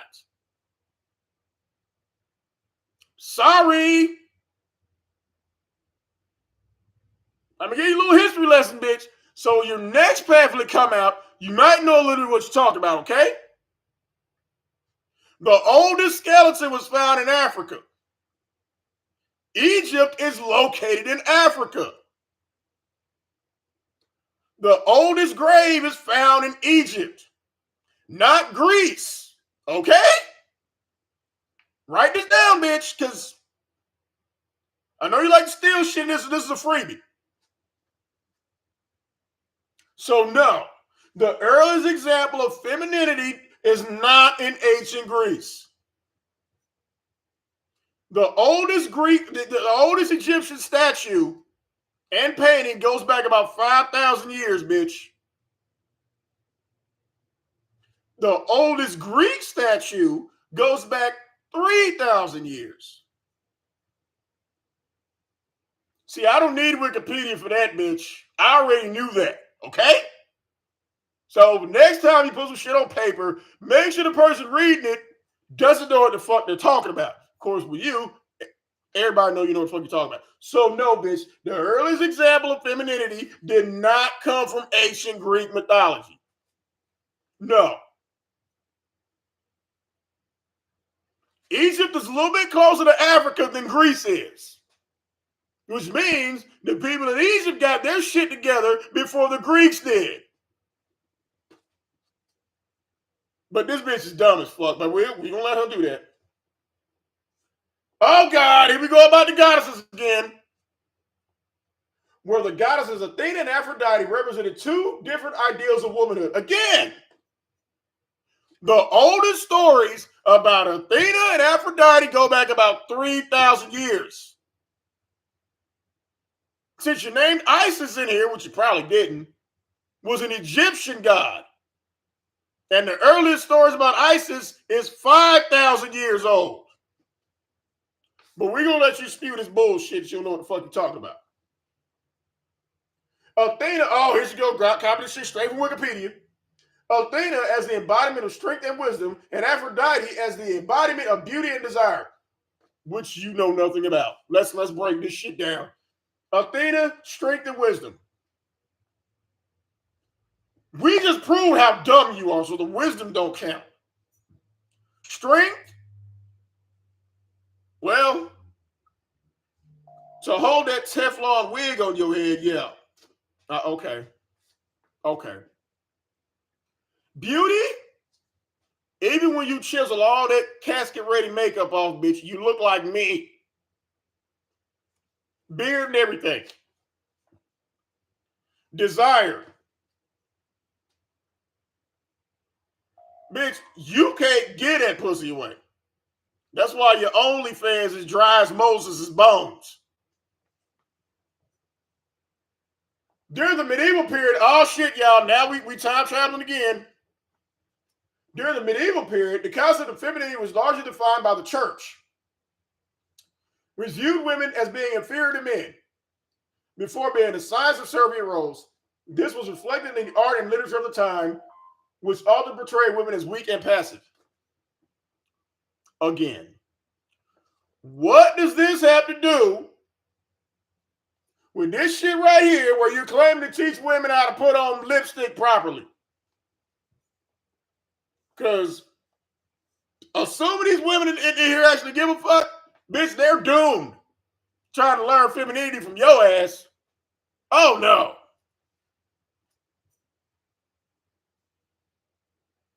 In the 19th and early 20th centuries, the concept of this bitch took the whole Wikipedia page and just stamped it right here.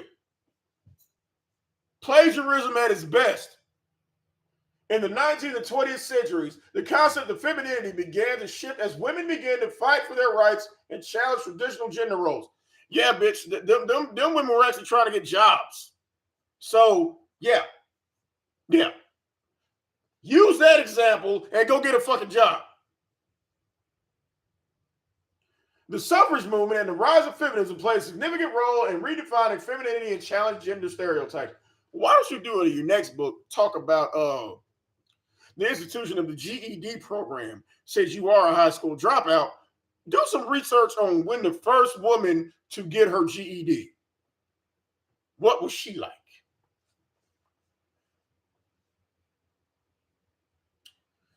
The concept of femininity became more fluid and diverse, with women rejecting the notion that there was a single universal ideal of womanhood.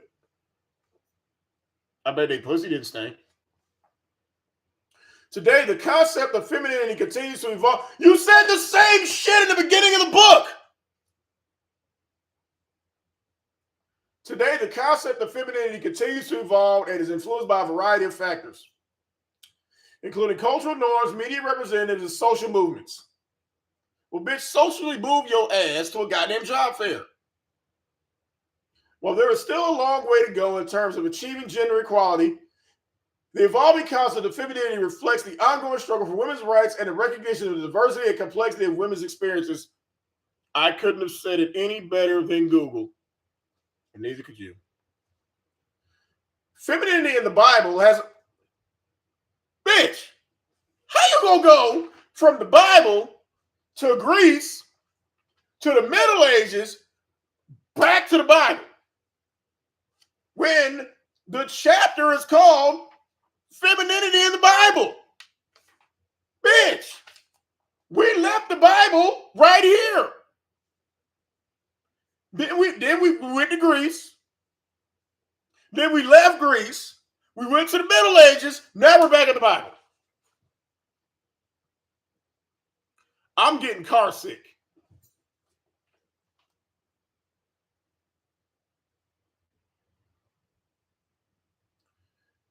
Femininity in the Bible, because we're back to the Bible, has been a topic of discussion and debate for centuries. Many have argued that the Bible presents a patriarchal worldview that diminishes the role of women and their femininity. Well, how about when we offer everyone free education and you decline that? You dropped out of high school you in the 10th grade. Darius, this shit is beyond confusing. This book is like falling down steps. Okay? You had the free opportunity to finish high school. You could have got your GED. You didn't want to do that either. So you had women who worked hard to get that, and you turned that down, which means you limited your job opportunities for you to contribute, and you don't contribute shit because you out here begging. So if anything, you're worse than these bitches. These bitches are trying to work, and they want to wear pants. For your fat funky ass to sit up there with some funeral home makeup on and a stiff-ass wig begging for $3. But we dusty, though. Your son is 5 and can't talk, but we dusty. Like I said, I cannot wait till this bitch gets to the pearly gates and all of her abortions are lined up to confront that bitch.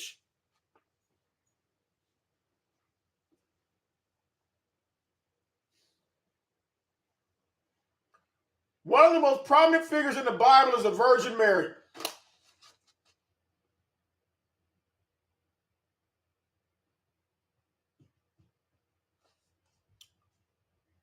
The bitch who got a train ran on her, got her first abortion at 15, followed by multiple more abortions, borrowed somebody's husband to get pregnant on purpose, got the nerve to talk about the Virgin Mary. Virgin Mary didn't even have sex when she gave birth.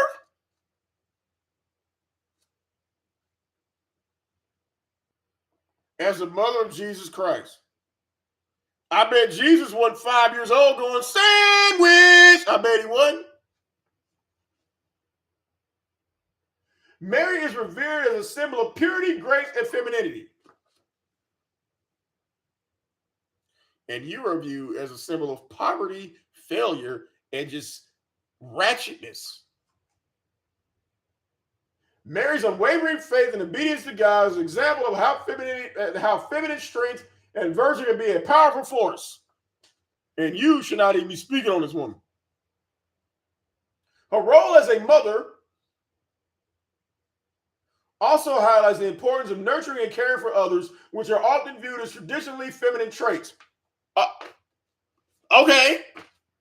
The exact opposite of you. Another notable example of femininity in the Bible is the book of Ruth. This bitch. The story of Ruth centers around, bitch, did you really, you gonna steal from the Lord too? Ain't nobody saved from this bitch. This bitch gonna steal from everybody. Wikipedia, the Almighty, she don't give a fuck. The story of Ruth centers around a woman who exhibits selflessness, loyalty, and compassion. Despite facing challenges and adversity, Ruth remains steadfast in her devotion to her family and ultimately finds redemption and fulfillment. I bet Ruth didn't have multiple abortions, though. Her story serves as a reminder that femininity can encompass resilience, courage, and empathy. Again, I bet Ruth was sitting in a hut in her mama name, begging for shillings. In addition to these examples, the Bible also contains several passages that address the value and dignity of women. And there's the traits you possess. Oh God, the bitch is stealing from the Bible now. In Proverbs 31, a woman is described as a hardworking, capable individual who contributes to her household and community. Interesting. Then according to this, you're not a woman. Let's read that again. Proverbs 31. A woman is described as a hardworking and capable individual who contributes to her household and community.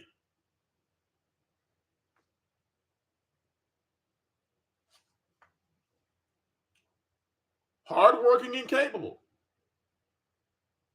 Contributes to her household and community.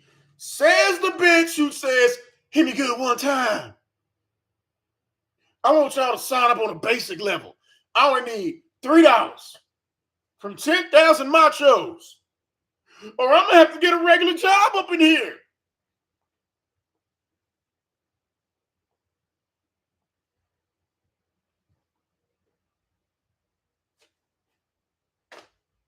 Do you think about this shit before you say it? I mean, really? This shit?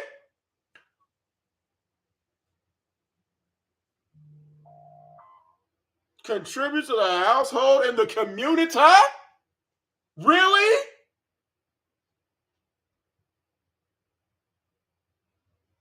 I bet this bitch be eating radio fruit roll-ups. I really think she do. Of all the goddamn what you gonna use the Virgin Mary, who didn't even have sex when she had a baby, and Ruth? Really? Why not Jezebel?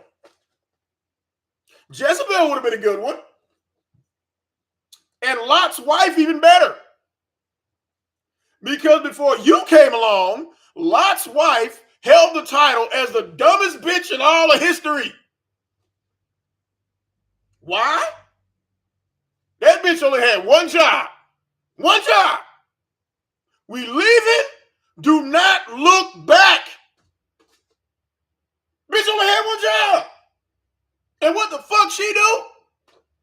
Pull the Soncerae. Now Lot gotta go fuck his daughter because this bitch couldn't even do her one fucking job.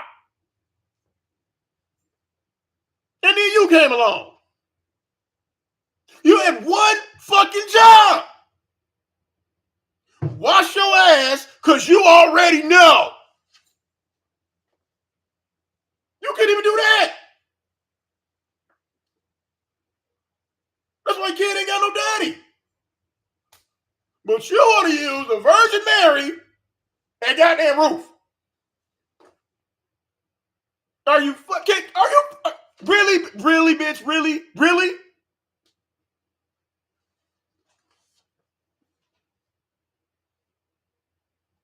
Contribute to her household and the fucking community. You ain't got no job. You failed right there. Contribute. What do you contribute when you on here e-begging? You're on welfare. You're taking from the community. Radio contributes more than you because at least that nigga get a child support check. The nerve of this bitch. She got Mother Teresa next, right? This bitch gonna put the Virgin Mary in here. Bitch, how dare you? I had never seen. Oh my God. Really? The Virgin Mary and Ruth. You bitch, you.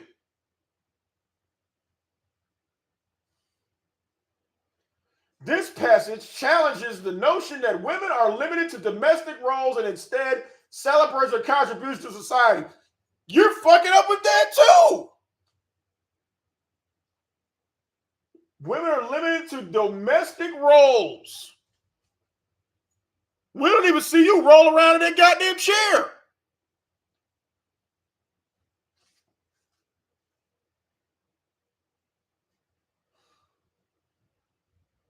A bitch on welfare begging for $3 will talk about contributions to society, bitch. Really?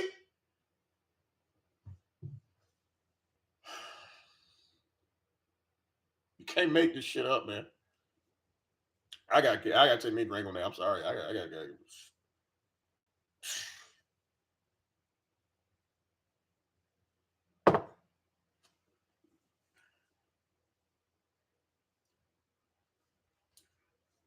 However, every time this bitch say however, that means negate everything that she said before that. However, it is important to note that there are also passages in the Bible. I'm surprised the Bible, and I know I ain't shit. I know. But I'm an ordained minister. I am. I paid $65 for that shit. So that's just to prove that they'll let anybody do that shit. And I ain't been to church since Jesus was crucified.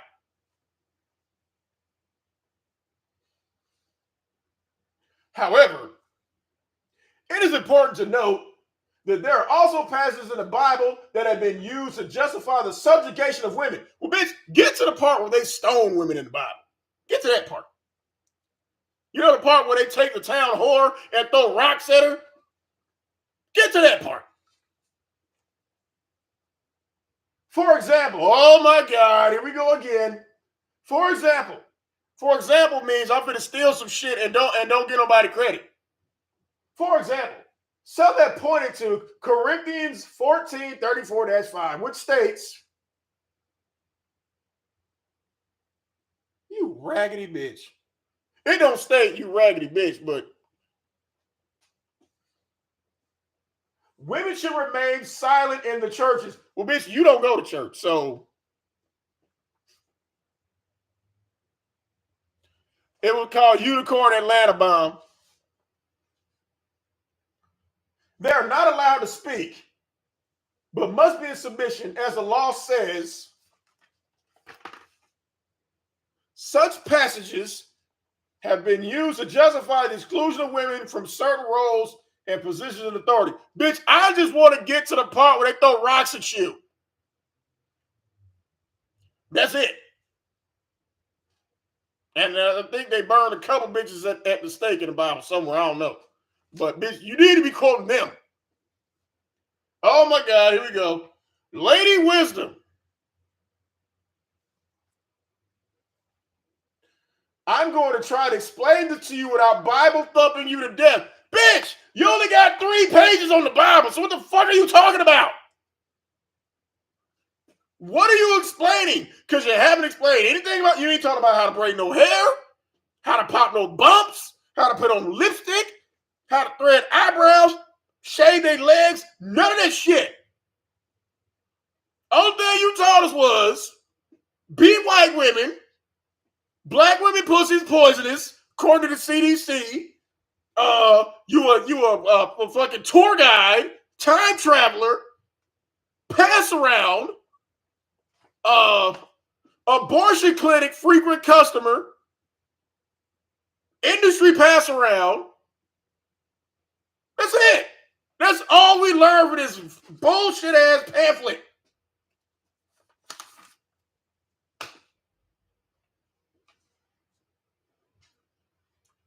In Proverbs 1:9, Lady Wisdom appears several times. We know, because you copied and pasted it.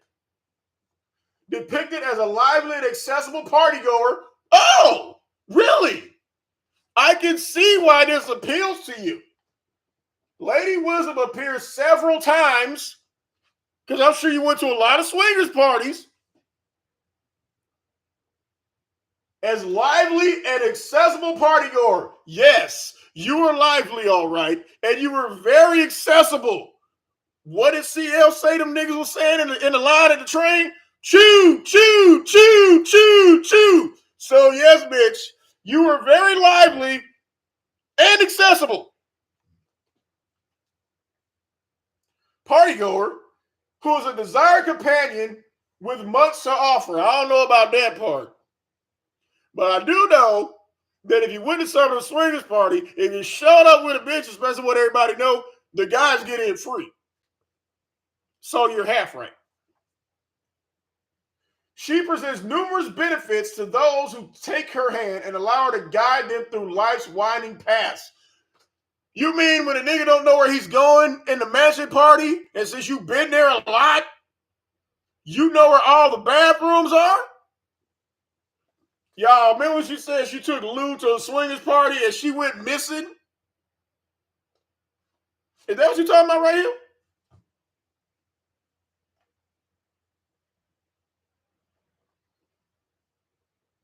Take her hand and allow her to guide them through the swinger parties paths, including blessings, bedrooms, understanding, garages, insight, closets, and prosperity. Despite her many positive attributes, Lady Wisdom is a complex figure. In Proverbs, she is sometimes indistinguishable from her doppelganger, Lady Folly. Bitch, what are you talking about? This shit is literally one big heap of word salad. I'm surprised they're not staples and whiteout all over this shit. This is like a goddamn collage of bullshit. It's like her fucking brain just threw up all over this shit. Oh God, here we go again. Her complexity becomes even more evident in her cameo appearances in Job and Ecclesiastes.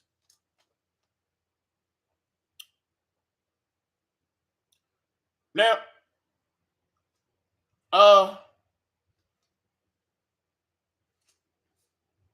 instead of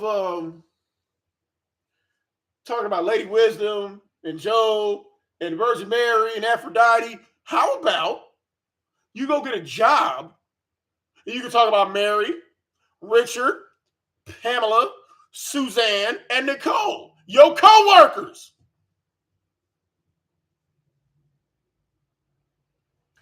Job and Ecclesiastes depict Lady Wisdom in a way that highlights her elusiveness in extreme circumstances. What the fuck does this have to do with teaching women how to shave their fucking legs? A black femininity guide. Only thing you done took us on is a guide through your goddamn pussy journeys. got pregnant at 15, dropped out of high school, passed around a football team. You got coupons at the abortion clinic because you had multiple abortions. What? And then you gonna drag the Virgin Mary into this shit? The fuck she got to do with this? This bitch is incredible.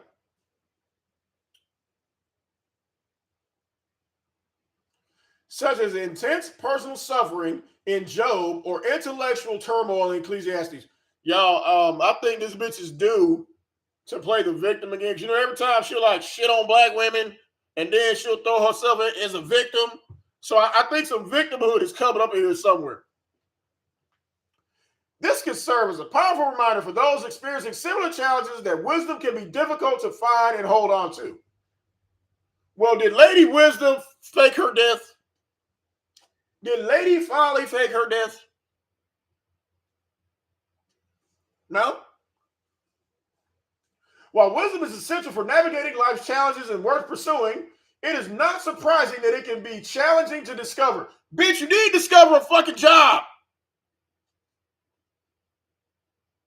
Throughout scripture, a Buddhist is telling us about scripture. She told us shit about the Buddhism. Oh, but this bitch is name dropping from the Bible, though.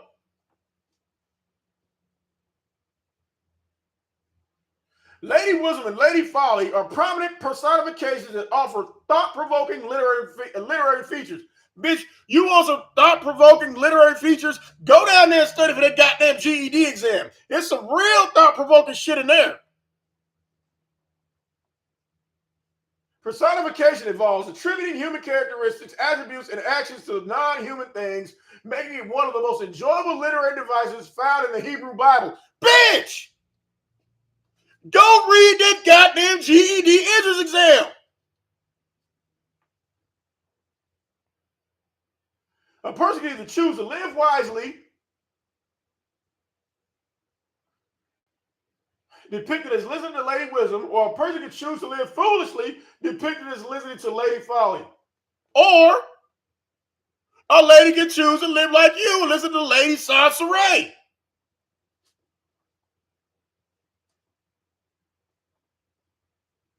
That must be your pussy on luck, your baby slow.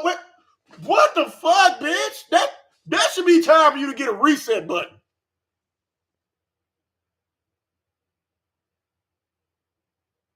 It should be extremely obvious which one of these personifications you should choose. You should aspire to be if, in fact, you want to be a feminine woman. Well, bitch, a little word of advice. Why did you wait till last to save these two bitches? You said it should be extremely obvious which one of these personifications you should aspire to be if, in fact, you want to be a feminine woman. Why did you take these bitches here and put them in the front of the book? You put goddamn huntresses and goddamn vixens and fucking statues and shit. Why do you put these two bitches in the front? Why you put us through all this bullshit to get to the huntress, the mother, the maiden, all that shit, when you put the feminine bitches in the back?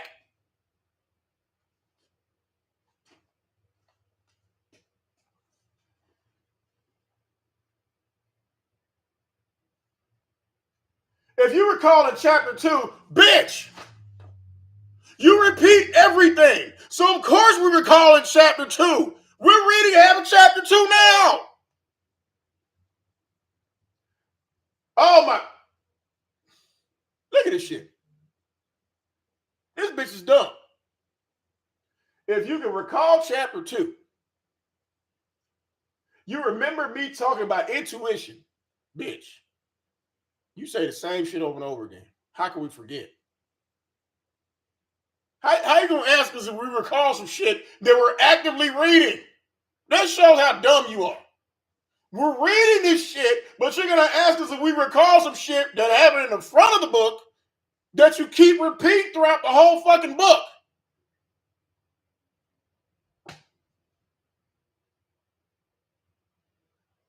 Interesting.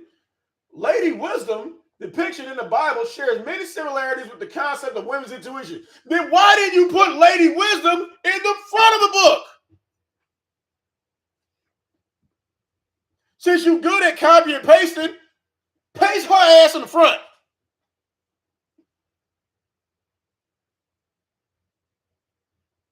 Women's intuition is often described as, bitch, you told us about intuition in chapter 2. Women's intuition is often described as a natural and innate ability to understand and perceive things beyond what is immediately apparent. Where was your intuition when you downloaded that pregnancy app and thought Lou was going to move 3,000 miles to get with your raggedy ass? What was your intuition telling you then? Anybody?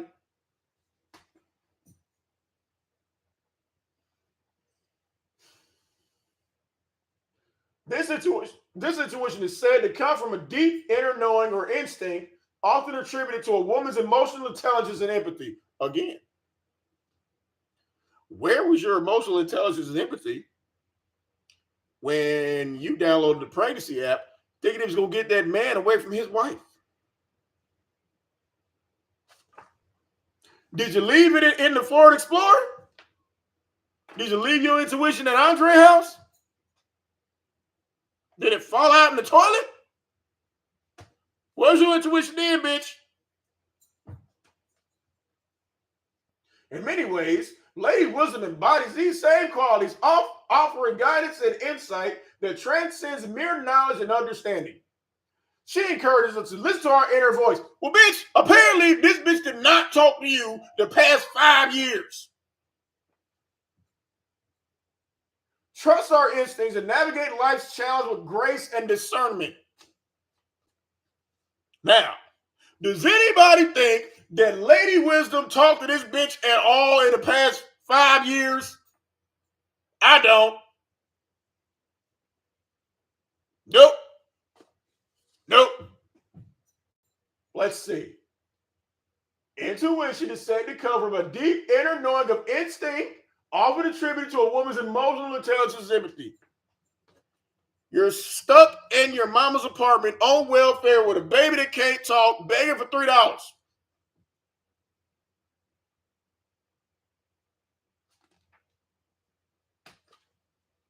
Big Kathy listened to her intuition. That's why she got the hell on.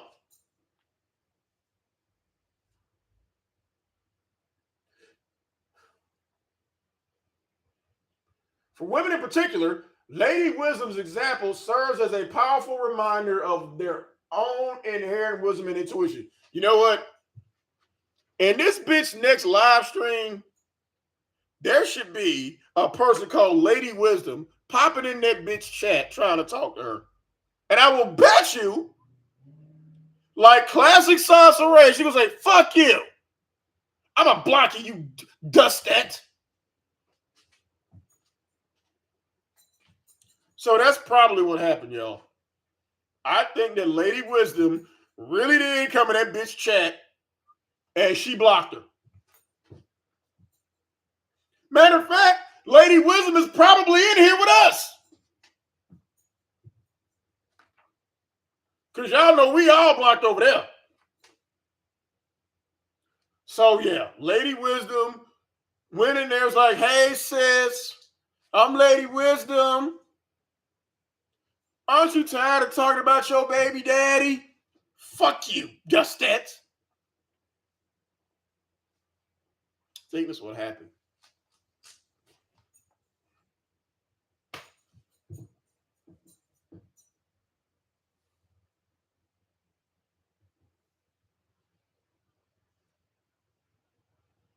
It is a reminder that the ability to discern and understand the world around us is not limited by gender, but rather is a gift that is available to all who seek it. Yeah, no, but Lady Wisdom is blocked over there. She called Lady Wisdom a basica. I think Lady Wisdom tried to talk to her on TikTok and got blocked. Yeah, I think that's what happened. So, Lady Wisdom, if you're in here, we're sorry. Okay. And just like everybody else, the bitch's name dropping a year in here. Oh, the Jezebel spirit. Oh, this is going to be great. This is going to be great, y'all. The Jezebel spirit. I wonder who she's going to use to. Yeah, here we go. The Jezebel spirit. Jezebel is a figure in the Bible whose name has become synonymous with wickedness, seduction, and manipulation. Yes, that is very true. The name Jezebel has become synonymous with wickedness, seduction, and manipulation. And over time, it has been translated and retranslated and brought up to the Western world and translated again, and it spells out as Soncerae. See, bitch, I know a couple things. She was a queen of Israel who married King Ahab, and her reign was marked by idol worship, persecution of prophets, and political intrigue. Interesting. Throughout history, Jezebel, Soncerae, has been vilified and depicted as an archetypal femme fatale. A woman who used her beauty, well, that cuts you out, and charm to gain power and manipulate those around her. Y'all, I'm going to translate this into Western, okay? Because a few things was lost in trip. Hold on. Hello?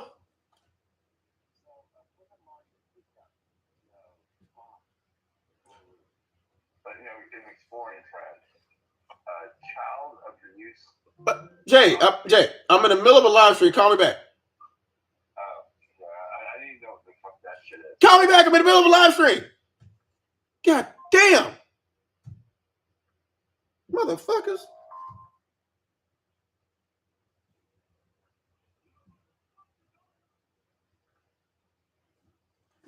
Anyway. Yeah. She said throughout history, Jezebel has been vilified and depicted as an archetypal femme fatale, a woman who used her beauty and charm to gain power and manipulate those around her. Now, there is a loose Western translation of this, and I'm going to try my best. Soncerae has been vilified and depicted as an ain't shit bitch, a woman who used a pregnancy app to manipulate a married man and to get him away from his wife. So that's my rough translation of this, okay? Jezebel's story is a complex one. She was a hoe. What's complex about that? However, at a closer examination of her character reveals a more nuanced picture. For starters, it is worth noting that much of the negative portrayal of Jezebel comes with a patriarchal perspective. Of course, she's going to defend the hoe. Even if it's an ancient biblical hoe, Soncerae still going to try to relate to this bitch. Yeah, but no, you know, Soncerae, she jumping in front of bullets for hoes. Even an ancient one. For starters, how you gonna talk about biblical reference and you gonna throw in for starters? It is worth noting that much of the negative portrayal of Jezebel cover patriarchal perspective. In a society where women were often relegated to the margins, Jezebel's assertion of her power and influence was seen as a threat to the male-dominated power structures of her time. No! She married to the king and she's slanging pussy.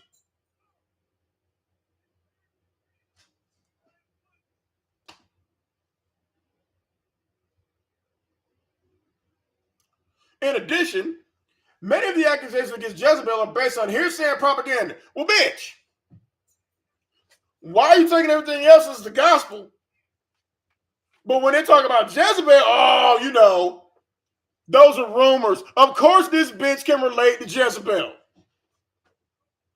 So Jezebel got a rumor that she committed suicide too, bitch?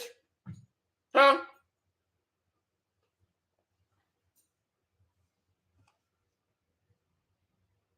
So if this bitch to the Bible, she'd be like, the rumor that I was slinging pussy in King Ahab's palace. The Bible, for example, accuses her of leading the people of Israel into idol worship, but it is worth noting that the prophets who wrote the Bible were all... This bitch is so dumb. Listen to this shit. The Bible, for example, accuses her of leading the people of Israel into idol worship. But it is worth noting that the prophets who wrote the Bible were often biased against foreign influences and cultures. If that's the case, why even bring up shit from the Bible? But when it comes to Jezebel, it's made up, right? Oh, okay. The only one where you're like, is when we get to the story about the hoe. Virgin Mary, okay. Ruth, okay. Job, okay. But Jezebel? No. Those are rumors. No. These are men who are biased. This is propaganda. Well, bitch, how you know? Why is it that this is, but this ain't? So why even mention anything in the Bible? Until they bring a hoe up, you're like, Like everything is true until they bring up Soncerae.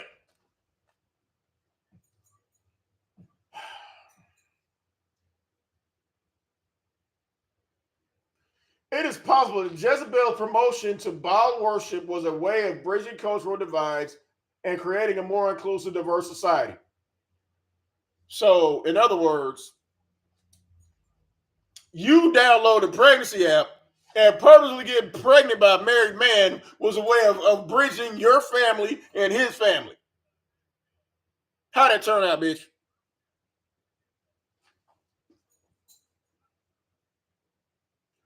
Jezebel's reputation as a seductress is largely unfounded. Jezebel's reputation as a seductress is largely unfounded.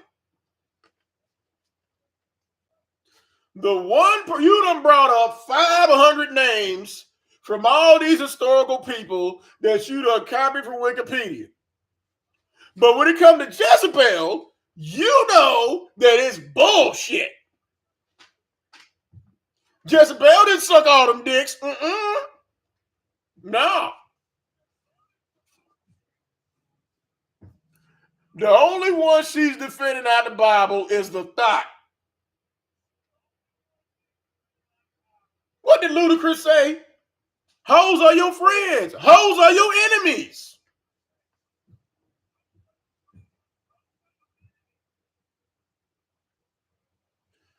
While she was undoubtedly a beautiful and charismatic woman, there is no evidence to suggest that she used her sexuality to gain power or manipulate those around her. Well, if that's the case, by your logic, there's a reason to believe that the Virgin Mary did what she did. There's a reason to believe that Ruth was who they say she was. But when it comes to Jezebel slanging pussy, oh no. I want to see receipts. And if you saw receipts, you wouldn't believe them either.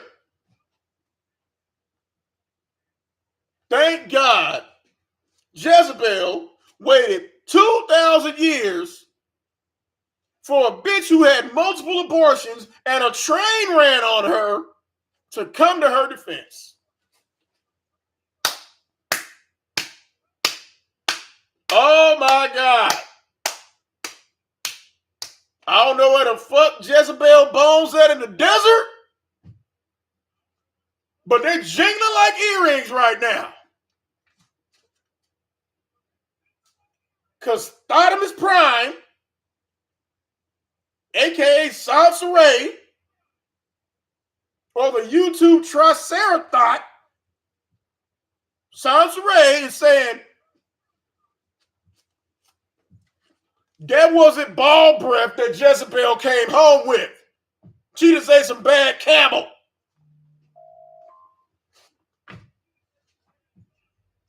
Of all the bitches, you didn't jump up to defend Aphrodite, and we know Aphrodite was a hoe. You didn't defend Athena.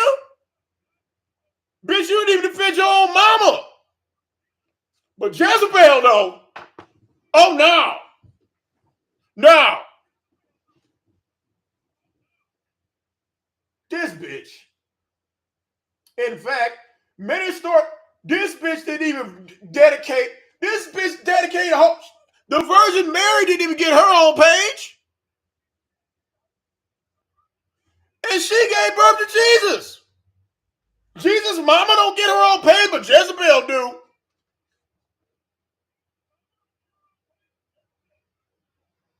When has that ever happened? Ever. The Virgin Mary gets a sentence in this bitch book. But Jezebel, though,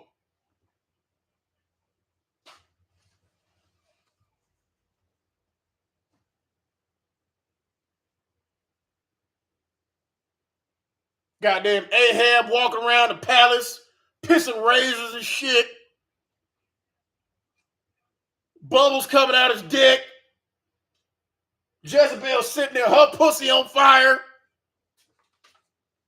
Thank God it took 2,000 years for a bitch with stank pussy and multiple abortions to come around and clear all that shit up.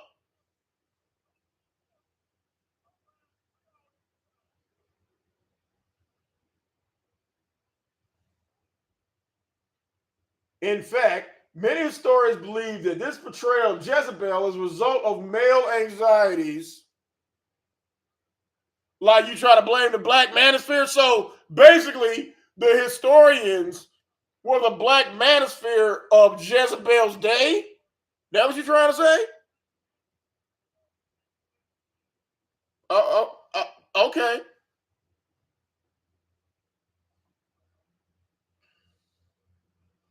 Male anxieties about powerful women. Despite these mitigating factors, however, there is no denying that Jezebel's reign was marked by violence, persecution, and abuse of power. Also, Jezebel was a victim too.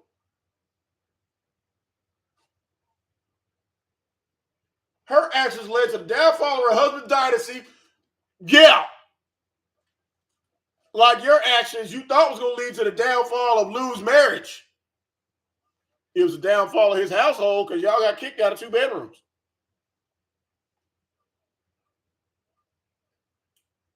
And contributed to the division of Israel. Right. You try to contribute to the division of Lou's marriage and it didn't work. That means Jezebel was on some shit. Her name has become synonymous with wickedness and treachery. We know you told us at the beginning. And she continues to be reviled by many to this day. So, what you're saying is, Jezebel is your spirit animal? Okay. We get it. In many ways, Jezebel's story serves as a cautionary tale that you did not listen to about the dangers of unchecked power and corrupting influence and ambition. No, that's the dangers of slanging pussy when you're married to a powerful man. Or slanging pussy when you're married to a man who don't play that shit. He just might, I don't know, smash your head up against the window in the car, bitch. Well, back then it was a chariot. So I'm pretty sure Ahab was smashing Jezebel's head up against the goddamn chariot.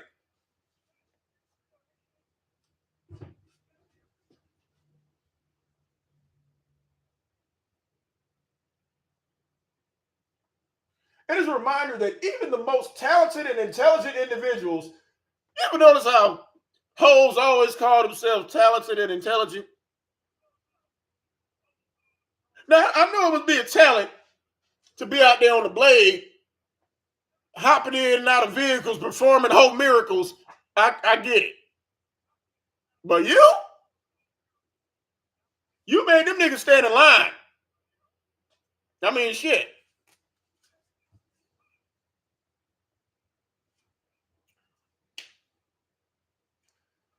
Even the most talented and intelligent individuals can be led astray by their own desires and impulses. like he was led to believe. C. Wilts, this bitch thought she was reading from the King James Version, but she's probably reading from the Rick James Version because she's giving the spotlight to the biggest hole in the Bible.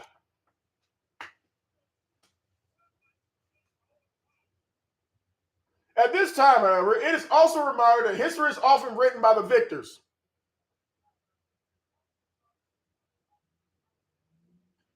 And that our understanding of complex figures like Jezebel, how is she complex? The bitch couldn't keep her legs closed. How is that complex? I mean, when you was getting a train on, you just laid there. What's complex about that?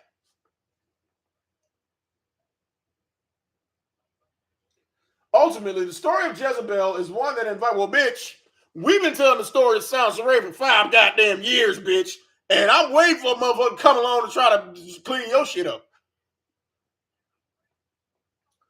Ultimately, the story of Jezebel is one that invites us to question our assumptions and biases and to seek a deeper understanding of the complexities of human nature.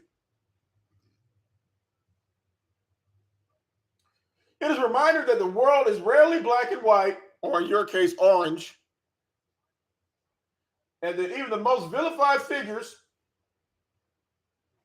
in history can offer lessons and insights that are relevant to our lives today. Exactly. Any aspiring hoes listening to this shit, stay off POF. If a man tells you on the first date, after y'all go Dutch, that he's married, run. Run. Make sure you wash your ass because you already know. And if you download a pregnancy app to trap said married men, check the user ratings on that. I wonder how many stars that pregnancy app had when she downloaded that bitch. I bet that shit had 1.5 stars or 1.1 stars on that bitch. That's why the baby came out slow. So make sure, if you go download a pregnancy app, make sure it at least has 4 stars. Because it's been 5 years and we still waiting on radio to form a sentence. Okay? So check the user ratings, check the comments on the pregnancy app, because I would love to know Soncerae's review of that pregnancy app. Yeah, I downloaded this app. He ended up running back to his wife. It's been 5 years and I'm still waiting on my son, who can also pose as a spider monkey / emotional support animal, to form a sentence. Still waiting. So I give this pregnancy app 1 out of 5 stars. I don't know.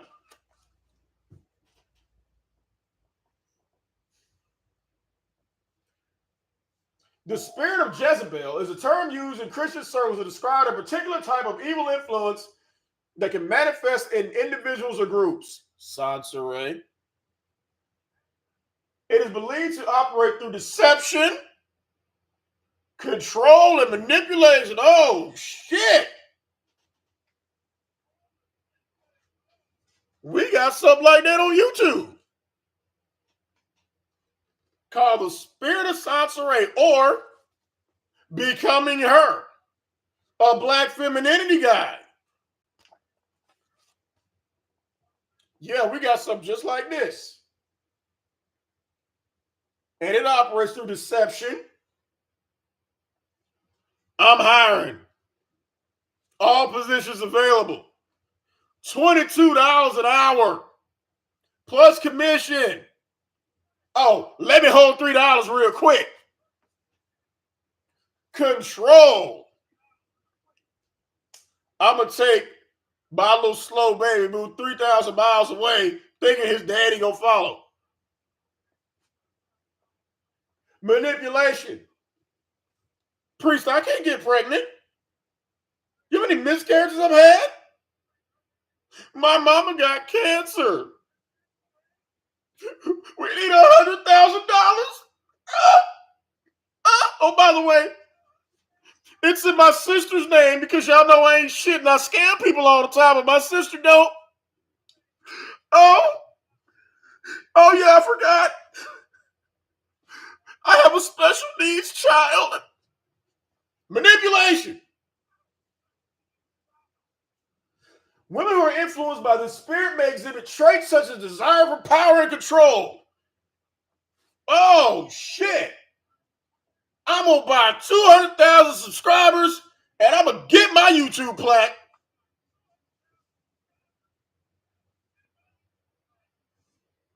Control. Soncerae.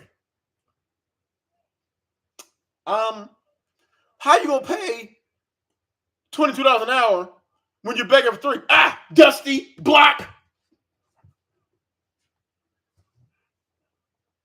A tendency to manipulate others through lies and deceit. Oh my God. Oh my God. I need 10,000 machos so I can get me a bigger bedroom. I mean, studio. My son speaks 5 languages with a UK accent. Hey! Oh, that was him. That was him saying, "Mommy, the mailman's here" in Russian. And a lack of empathy or compassion for others. Soncerae, maybe you shouldn't jump to Judge Jonathan Majors. They're only allegations. There's no proof. Fuck you. He did that shit, Dusty. Shut the fuck up. Block. Shut the fuck up and donate. I need $505 right the fuck now. And I don't have it. I give y'all videos. I let y'all into my life. And I can't even get a donation.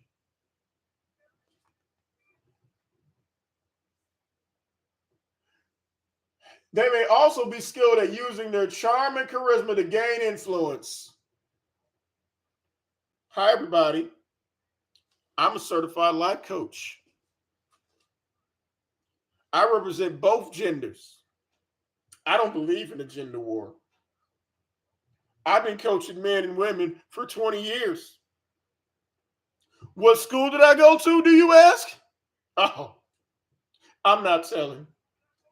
That's personal. That's none of your business. Even though men have always told me that they use the way I smell to fuck me up. They do. Where's my son? Don't ask me why my son can't talk. My son speaks very well. He's into chemistry. He knows about construction. He plays with dolls. He helps pop pimples on my back. He even helps me change my bloody tampon. Because when I'm in the bathroom, when the door should be locked, I let my son run in the bathroom, sandwich, and I go and pull out my bloody tampon. And when he starts crying, because I left the door open that should have been locked, and he comes in and asks me, "Mommy, what is that?" It's like a Band-Aid, a big ass, bloody, smelly Band-Aid. What are you talking about? I don't have a lack of empathy and compassion for others. My son comes around me and and I don't feel like getting up, going in there and yelling up through a bullhorn, and he's jumping on stuff. I spray him in the face with water. Why? It's just water. He loves water. Spider monkeys love water. You see Pirates of the Caribbean? The boat is on water. So what's wrong with me spraying my son, who's autistic, who's excited with water? What's wrong with that?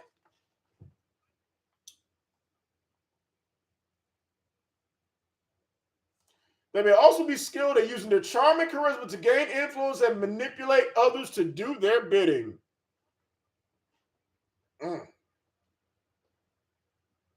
Did y'all hear me about the 10,000 machos?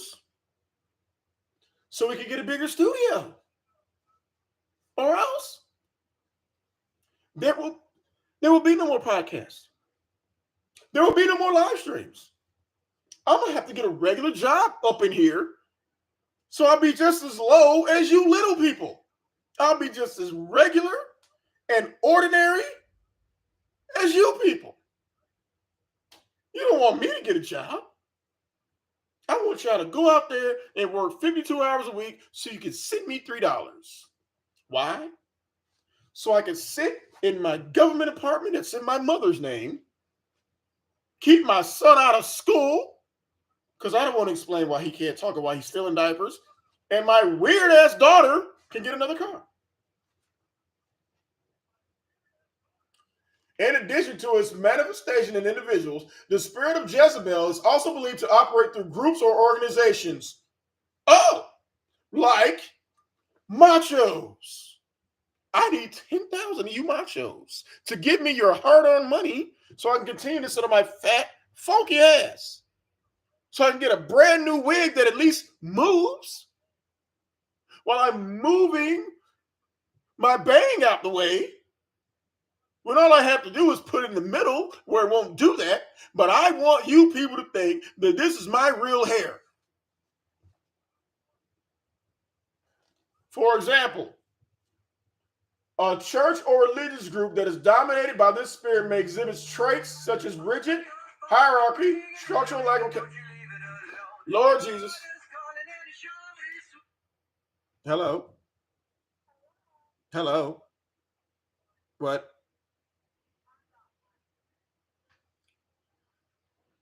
What happened?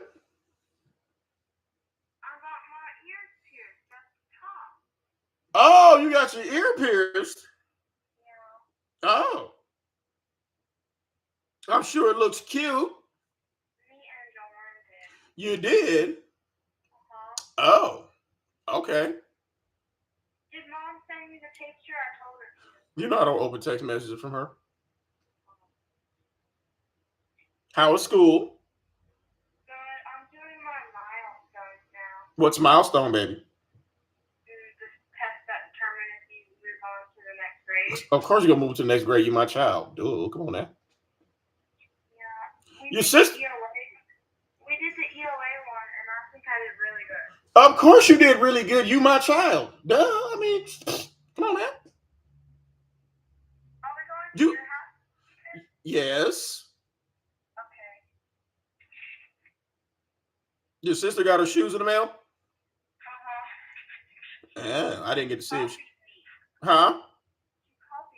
How she copied that? So? I don't understand why. Well, as long as she happy, I don't care, because she didn't get to go with us that time.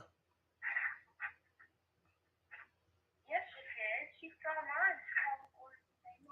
Baby, she was at work. But I'm proud of you, though. What? I'm proud of you. Yeah. Daddy love you. Love you. All right, baby. Bye-bye. Bye. Sorry, y'all. Now, you see that bitch? That was my daughter calling me. Because that's what daddies do. You don't know nothing about that. My child called me to tell me how good she is in school because I know that already. And she was talking. She wasn't going, hey, hey, or open the sandwich. No. My child was speaking in clear and concise sentences. I didn't shove my kid away. I didn't spray her in the face with no damn water, bitch. Shit. Fuck you, mean. Take notes, bitch. Sorry about that, y'all.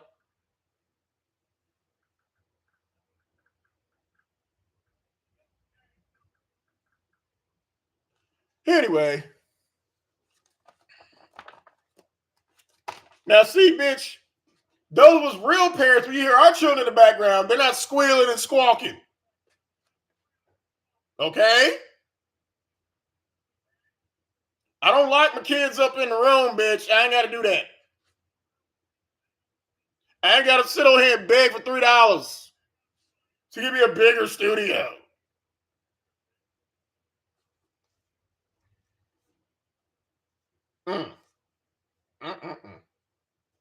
Where do we leave off, y'all?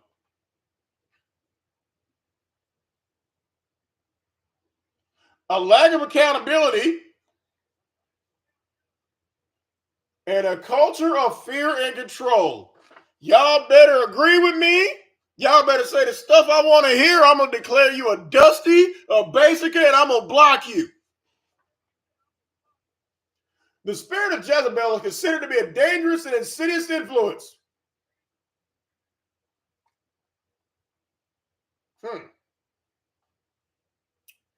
Really?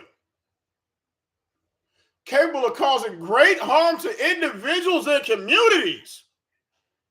Like scamming people, doxing people, like that.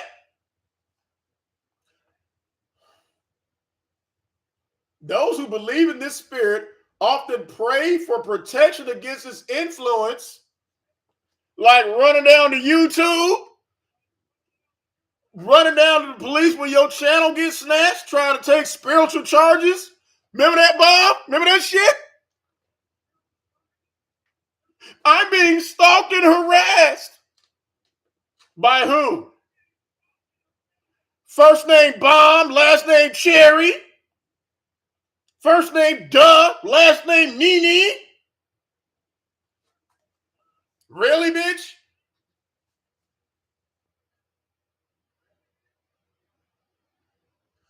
Protect against its influence and seek to root it out from their own lives and organization means I'm going to dox all you motherfuckers. I'm going to put it on my blog.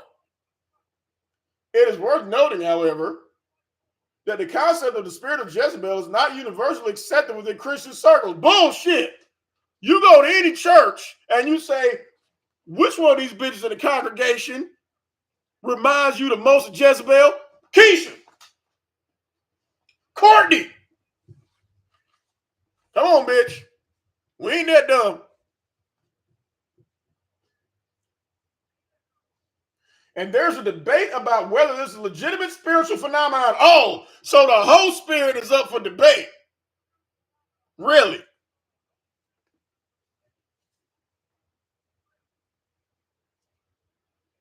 Or simply a metaphorical description of types of behavior. Guilty conscience, anybody? Some critics argue that the concept of the spirit of Jezebel can be used to demonize women who exhibit strong leadership qualities and that it may be rooted in patriarchal biases. So in other words, you don't have the spirit of Jezebel. And when all 8 of them niggas ran a train on you, you're the one in charge. Because you said right here, the spirit of Jezebel can be used to demonize women who exhibit strong leadership qualities. Leadership qualities. Right. Right. So all 8 of them niggas was lining up out in the hallway. Choo, choo, choo. You were in charge? Really? Okay.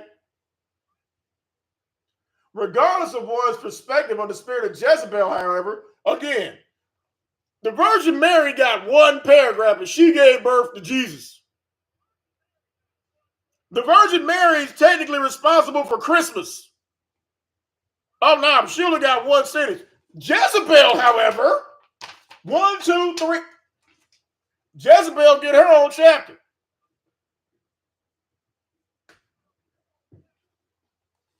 I bet Jezebel said she was celibate too at one point.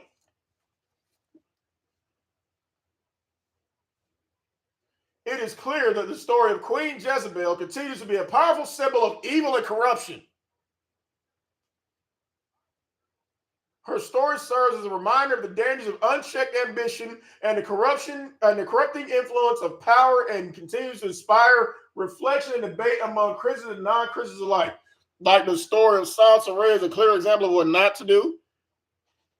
Do not slang pussy at 14 so you get your first abortion at 15.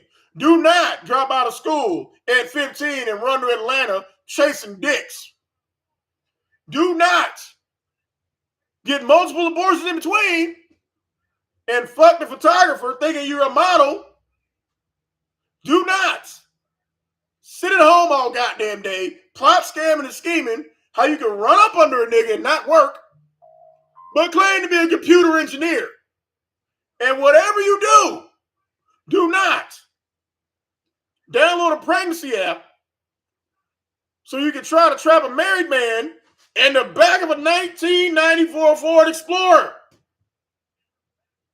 Do not call said married man's ex-wife, said, get the divorce or else.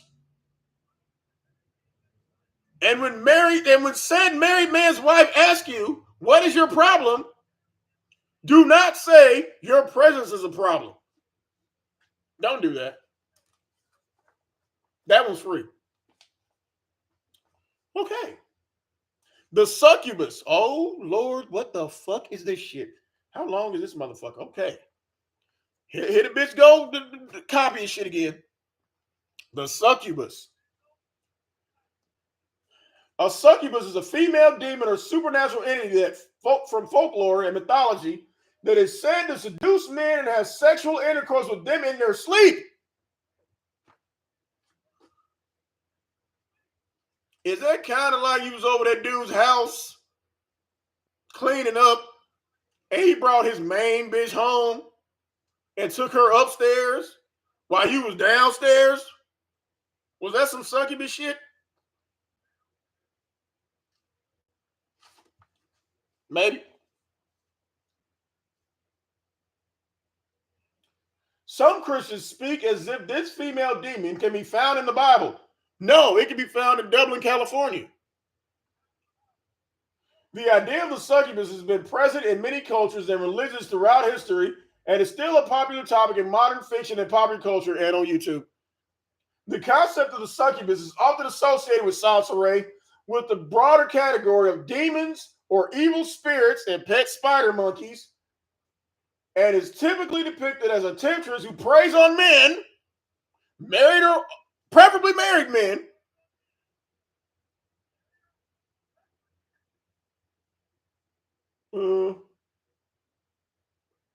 luring them to their doom through download a pregnancy app and trapping them and putting them on child support, through seduction and sexual temptation. In many stories, the succubus is depicted as having supernatural beauty and charm.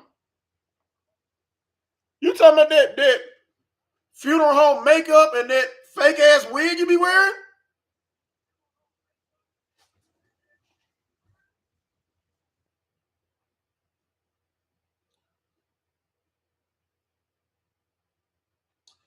While the concept of the succubus may seem like a fanciful myth or legend, there are many people who claim to have had encounters with such entities. Yes, CL, Priest, Lloyd, Q, Daddy-O, all them niggas at the swingers party.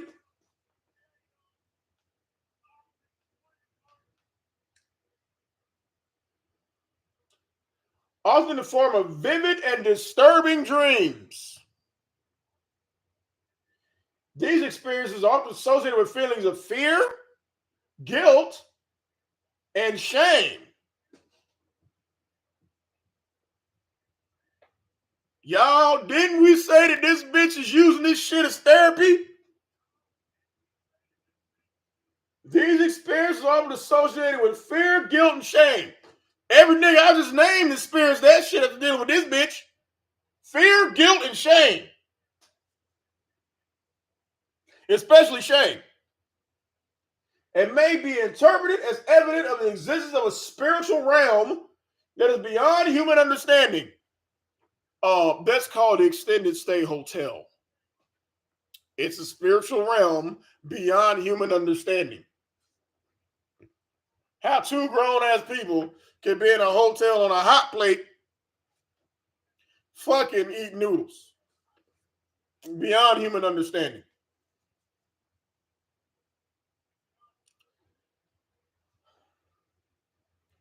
Despite its association with evil and temptation, the idea of the succubus has also been used in feminist and LGBTQ plus discourse as a symbol of female empowerment and sexual liberation. Bitch, can you change up some of the words? When you select all and paste this shit on here for Wikipedia, change a couple of the words up a little bit. Some writers or plagiarists like yourself and artists have portrayed the succubus as a subversive figure who challenges patriarchal norms and celebrate female sexuality and agency. You. Regardless of one's perspective of the succubus, it is clear that this concept continues to capture the human imagination and inspire stories, artwork, this rebuking session, and cultural commentary like this one. Whether viewed as a demonic force or a symbol of sexual liberation, the succubus remains an intriguing and provocative figure in mythology and popular culture. Bitch, we didn't do nothing to you.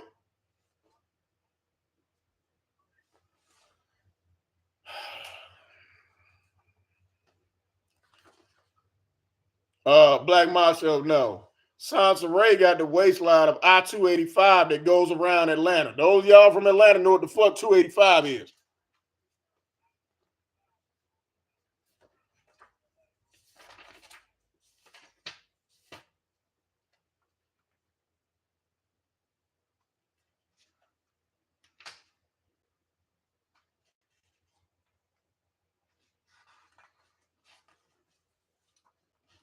Okay, we're going to read a little bit more. Hold on.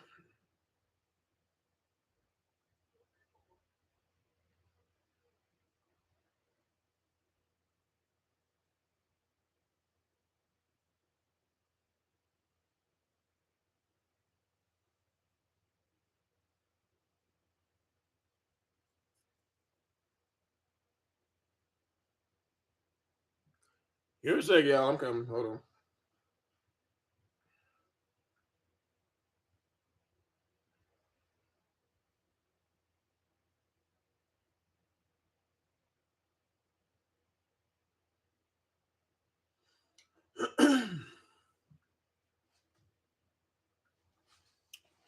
Okay, where are we at? Oh, God, this bitch is stealing from the Bible again. The prophetess. Which none of this shit has to do anything with black female femininity. So, ladies, have y'all learned anything from this bullshit ass pamphlet? Anything? Anybody learn how to braid hair? File nails? Put beads on hair? And y'all learn how to apply makeup? How to walk with a book on your head? Nothing? How to match dresses?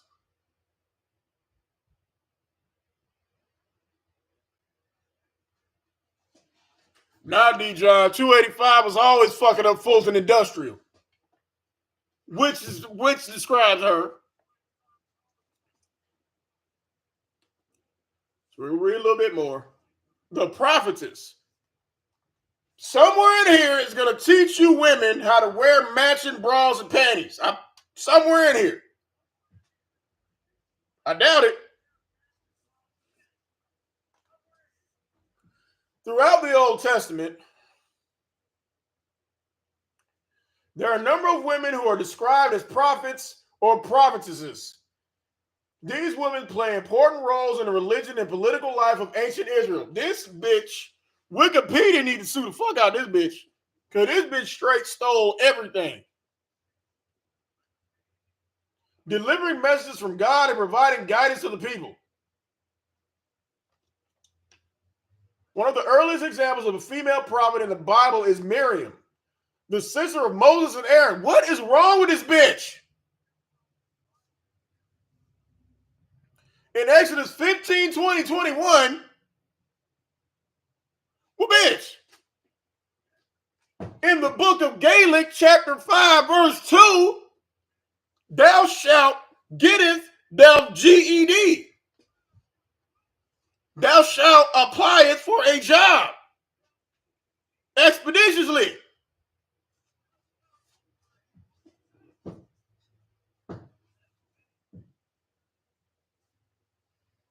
Miriam described as a prophetess who leads the women of Israel in singing and dancing after the Israelites crossed the Red Sea.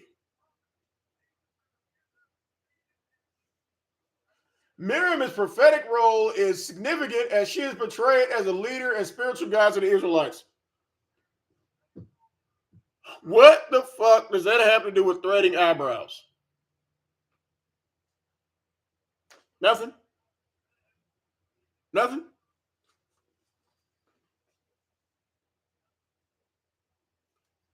Bomb, this damn near this whole book has been copy and paste. Except the parts you talk about the train getting ran on her and shit. 90% of this pamphlet is stuff she took straight from Wikipedia or Google. No, she didn't. Well, when she was talking about black women having all them STDs, she told you she got that shit straight from the CDC. She was sure to quote that shit. Yeah. Yeah.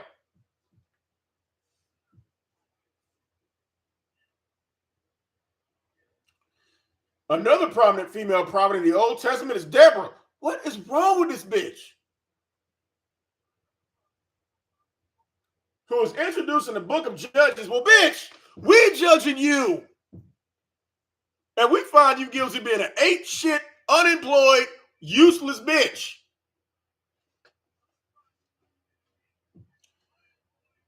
Deborah is described as a judge and prophetess who lead the Israelites in the battle against the Canaanites. Bitch, we just want you to go down to Target and get a job and lead you in battle against Walmart. Well, Bob, we saw the bitch couldn't even kill herself, right? How you dead, but you liking comments on Instagram? Or you dead, but you still blocking people on Facebook?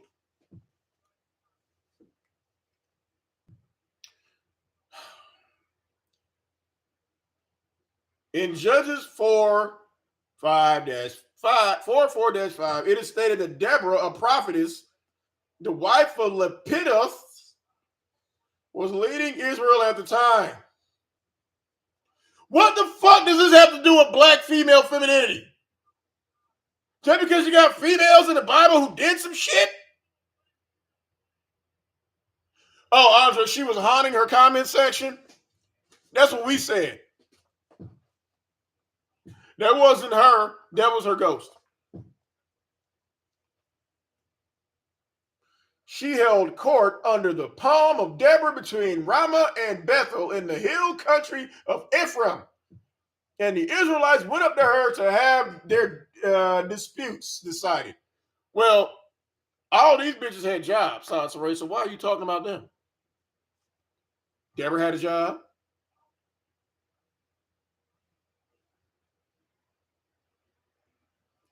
Miriam had a job. Moses and Aaron had jobs.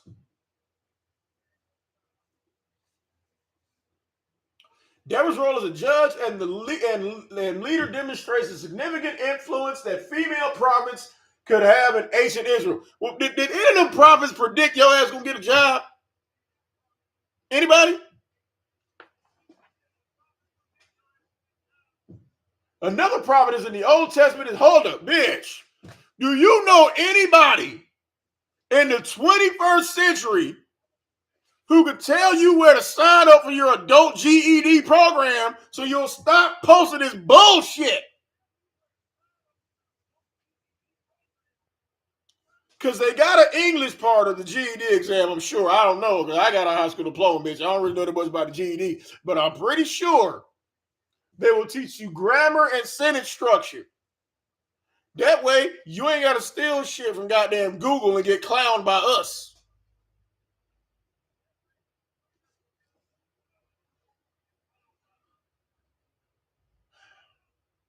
Another prophet is the Old Testament is Huldah, who is mentioned in 2 Kings 22, 14, 20, and 2 Chronicles 34, 22-28.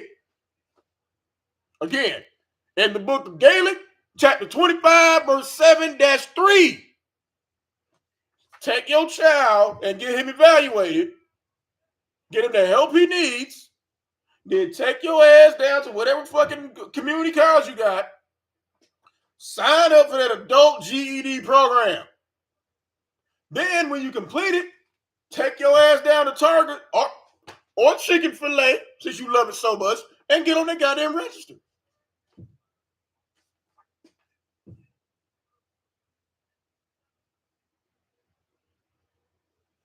Huldah is called upon to interpret the book of the law that has been discovered during the reign of King Josiah.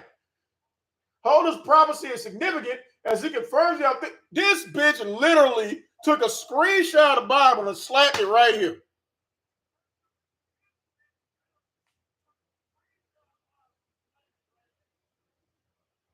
This bitch got no... You stealing from the almighty, bitch? Really?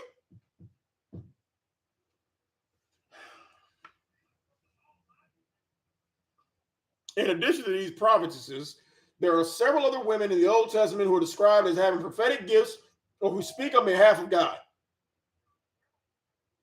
So you're saying when radio is going, he's speaking in tongues? Maybe.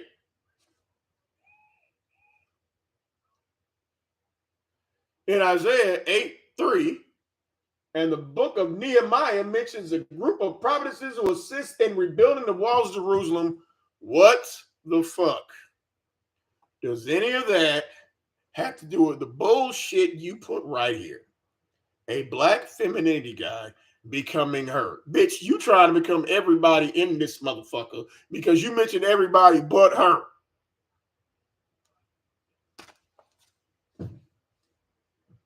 The presence of female prophets in the Bible challenges traditional gender roles and demonstrates the importance of women's voices in ancient Israelite society. Well, bitch, go to Israel.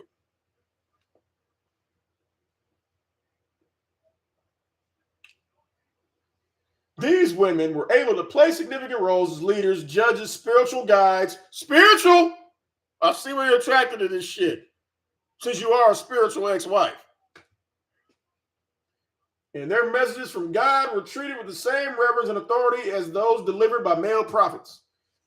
The inclusion of these women in the Bible serves as a reminder of the vital role that women have played in the history of religion and society and highlights the importance of gender equality in all aspects of life. Well, bitch, you want to talk about gender equality, go down there and get a job. Hop on that forklift. No, she's not, Bomb. That's what we're trying to figure out. Nothing in here teaches anybody how to become her. Nothing. This bitch will talk about the Indians, Jezebel. Oh, she had to clear up Jezebel wasn't a thought like y'all think she was. All her abortions. I'm like, God damn, bitch, what? But you got women who on here trying to figure out, is it okay to wear socks with flip-flops?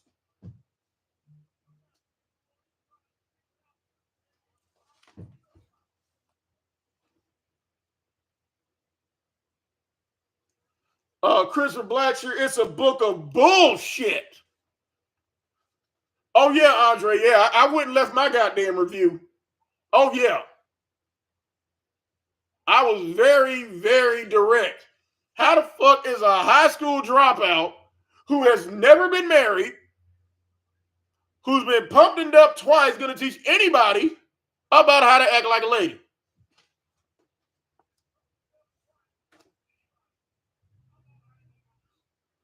I don't expect anybody with a 10th grade education to come on here and tell us, and again, this shit was clearly written by a remedial motherfucker. Select all, paste. Select all, paste. I had a whole bunch of abortions. I was passed around like a joint. I was a model. I was a life coach. Paste some more shit in here. Hold on, Bob. I'm gonna try to find that link. Hold on.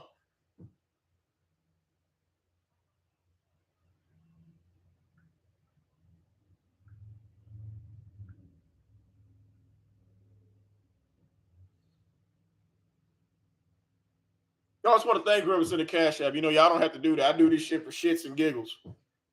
But I appreciate it, though.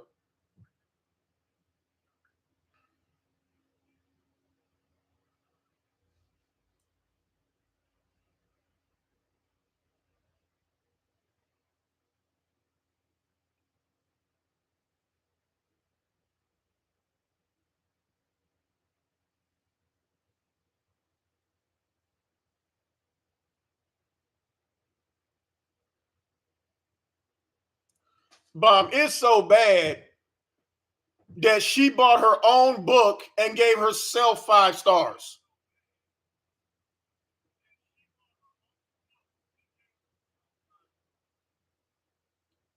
And I think what happened was she forgot to log into her troll account because she put, what did she put? She put great book, well written, honest, and worth reading. She put that about her own book. And then what she put? She put, this book left me feeling inspired and empowered. How you inspired and empowered by a book that you cobbled together? Then I wanted to share my thoughts in hopes that other women will pick up a copy too. Well, bitch, didn't you write this? Why are you inspired and empowered by some shit that you wrote? Oh, you forgot to log into your troll account to make it think it was somebody else.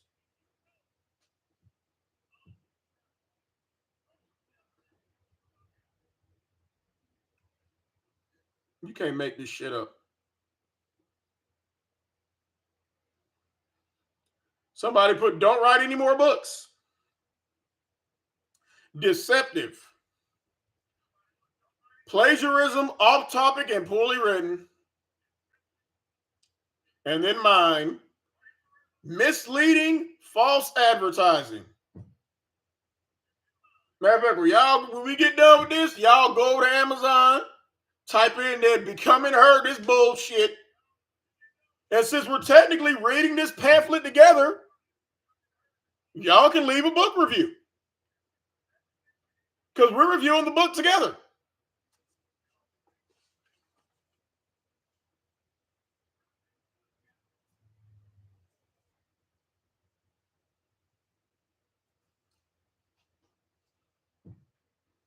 Yeah, Andre. Oh, I want the bitch to know it was me.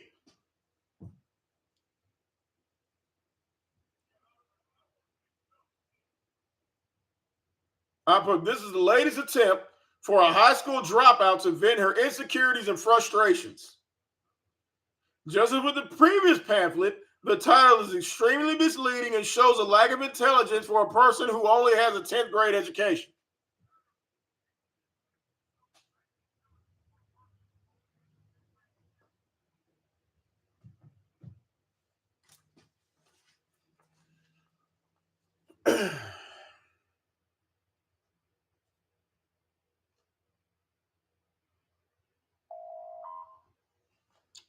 Where was I at? Yeah, we're about to close this down in a minute. We're at like 3.5 hours.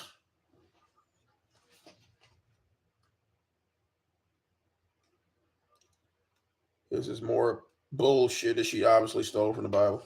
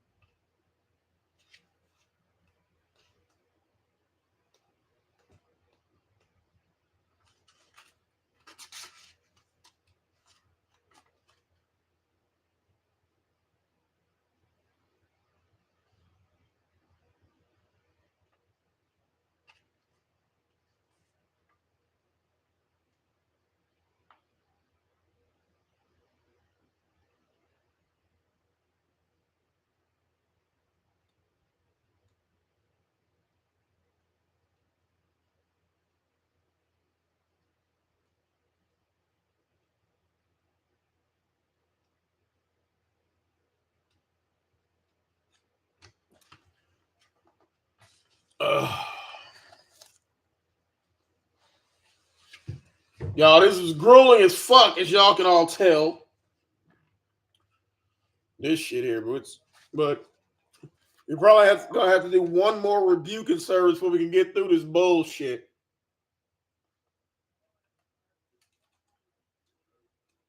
Because from what I see, there's actually a chapter called Being Pregnant and Alone.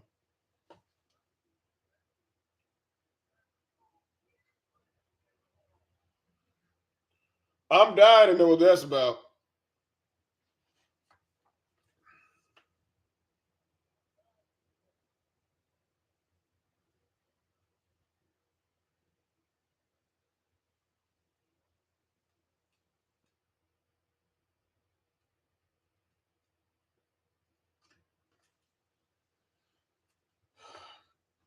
Yeah, Christopher, we already know. I didn't even read any of it. I just saw the title. I'm like, oh shit.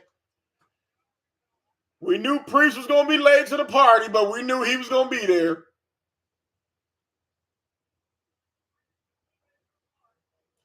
Laugh out loud. I would do a call in, but I don't know how to do any of that shit. Like I don't know how to do StreamYard or any of this shit.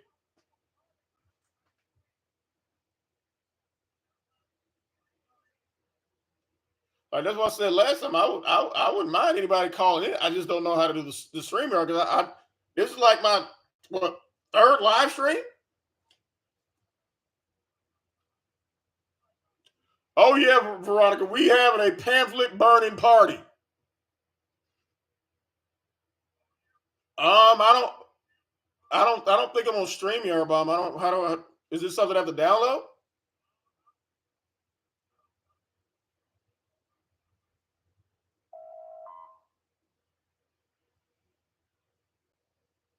Well, no. There's a chapter called "Being Pregnant and Alone." I didn't read it, but it's one of the chapters coming up.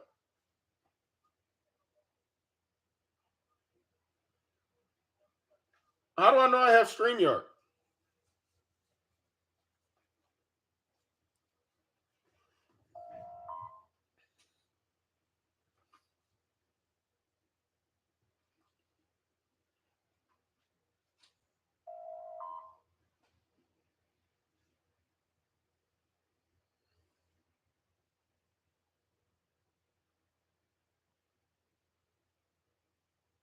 Yeah, I've been on other StreamYards before, but um, how do I do my own?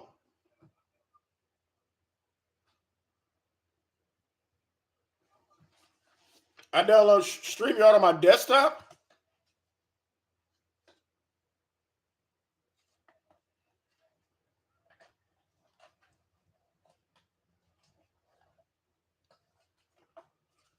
I don't think Kurt would call this pamphlet edgy. No, no. Do I open up another window?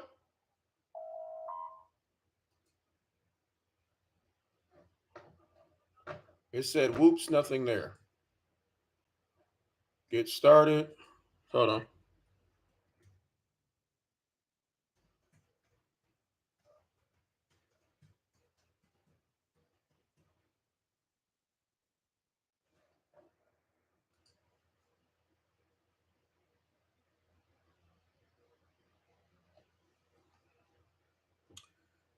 Says check my email. Hold on.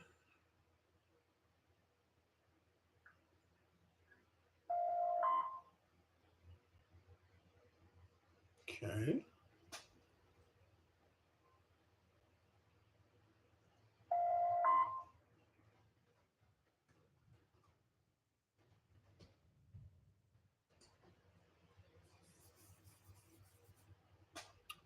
Okay.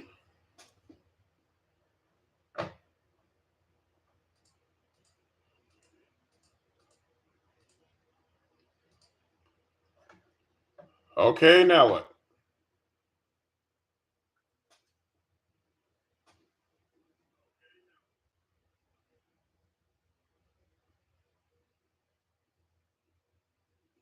Well, I got to figure this thing out first. I don't know what the hell I'm doing. It says create.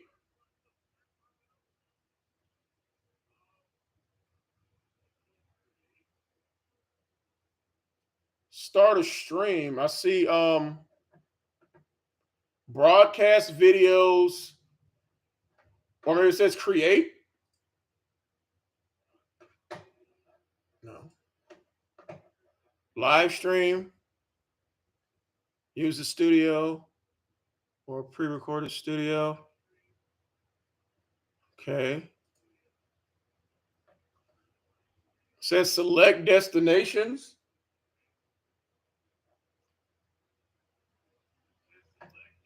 I click live stream. It says create live stream. I click that. It says studio and add destination.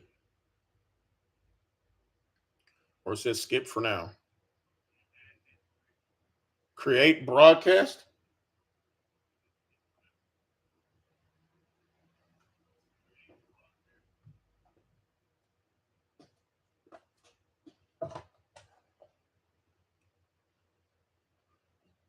Add destination.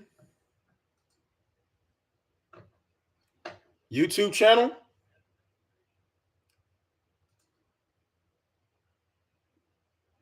Okay.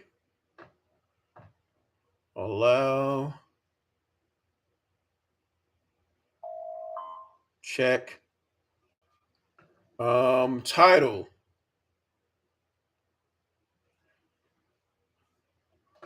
Okay. Title is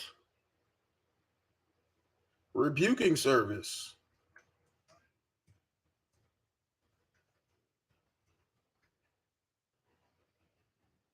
Create broadcast.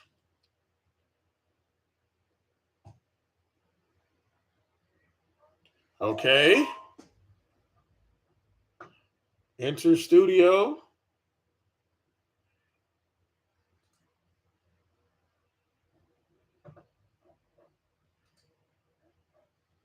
Okay. Um,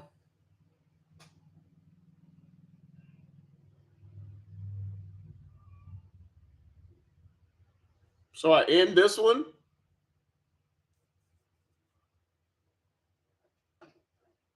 It doesn't show where I can start.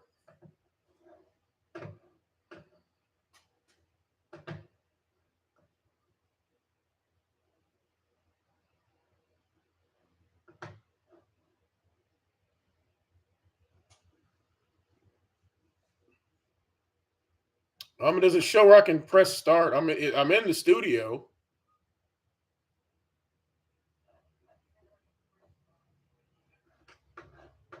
Um,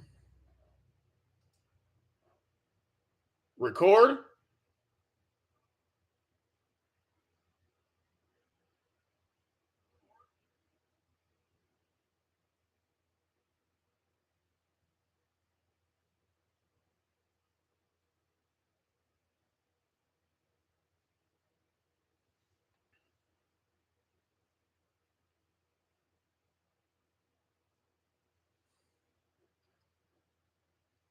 Mom, do I press record?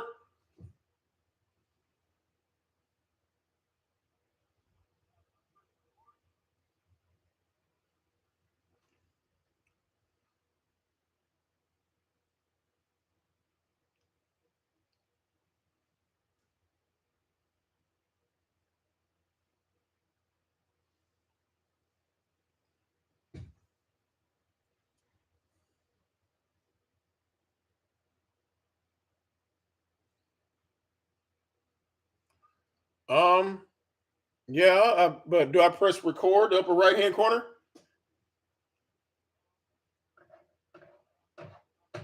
Says you are not part. Add to stream. I added myself. The title is Rebuking Service.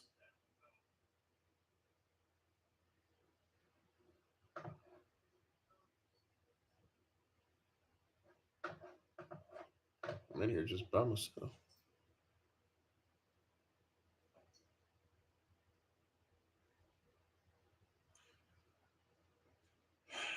Hey, Asia, how you doing?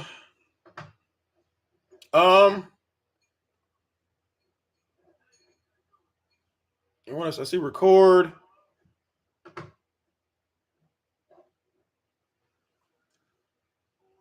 Do I press record? It doesn't say go live.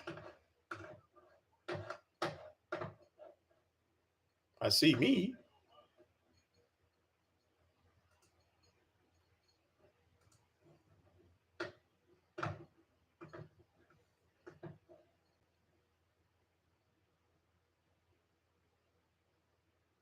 Show screen. I just clicked on myself to join the says solo layout.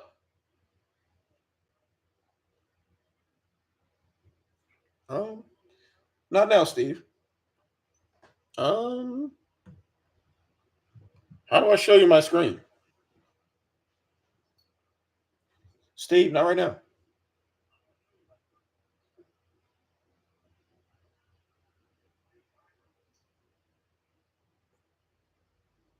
Steve, not right now. Go.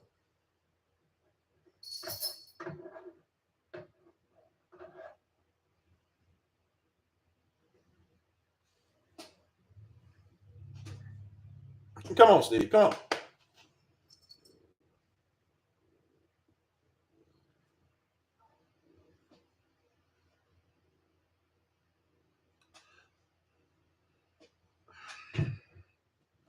Steve, stop it.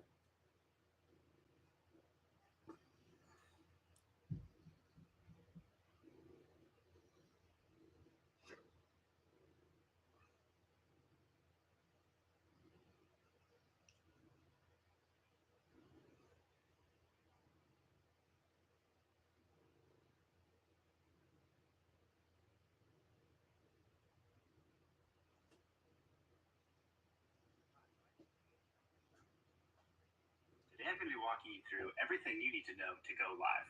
In case you're not already familiar with StreamYard, it's a live production tool that you can use directly from your browser. You don't have to download anything, and neither do your guests. One of the greatest things about StreamYard is that it's cloud-based. This means that StreamYard's servers do most of the work. Instead of your screen, bring in lower thirds, StreamYard.com, and create an account. I actually already have an account, so I'll simply use the login option. But if you're new to StreamYard, just enter your email and hit get started. StreamYard doesn't actually use passwords. Whenever you log in, you'll simply be emailed a code. So let's log in with this test account.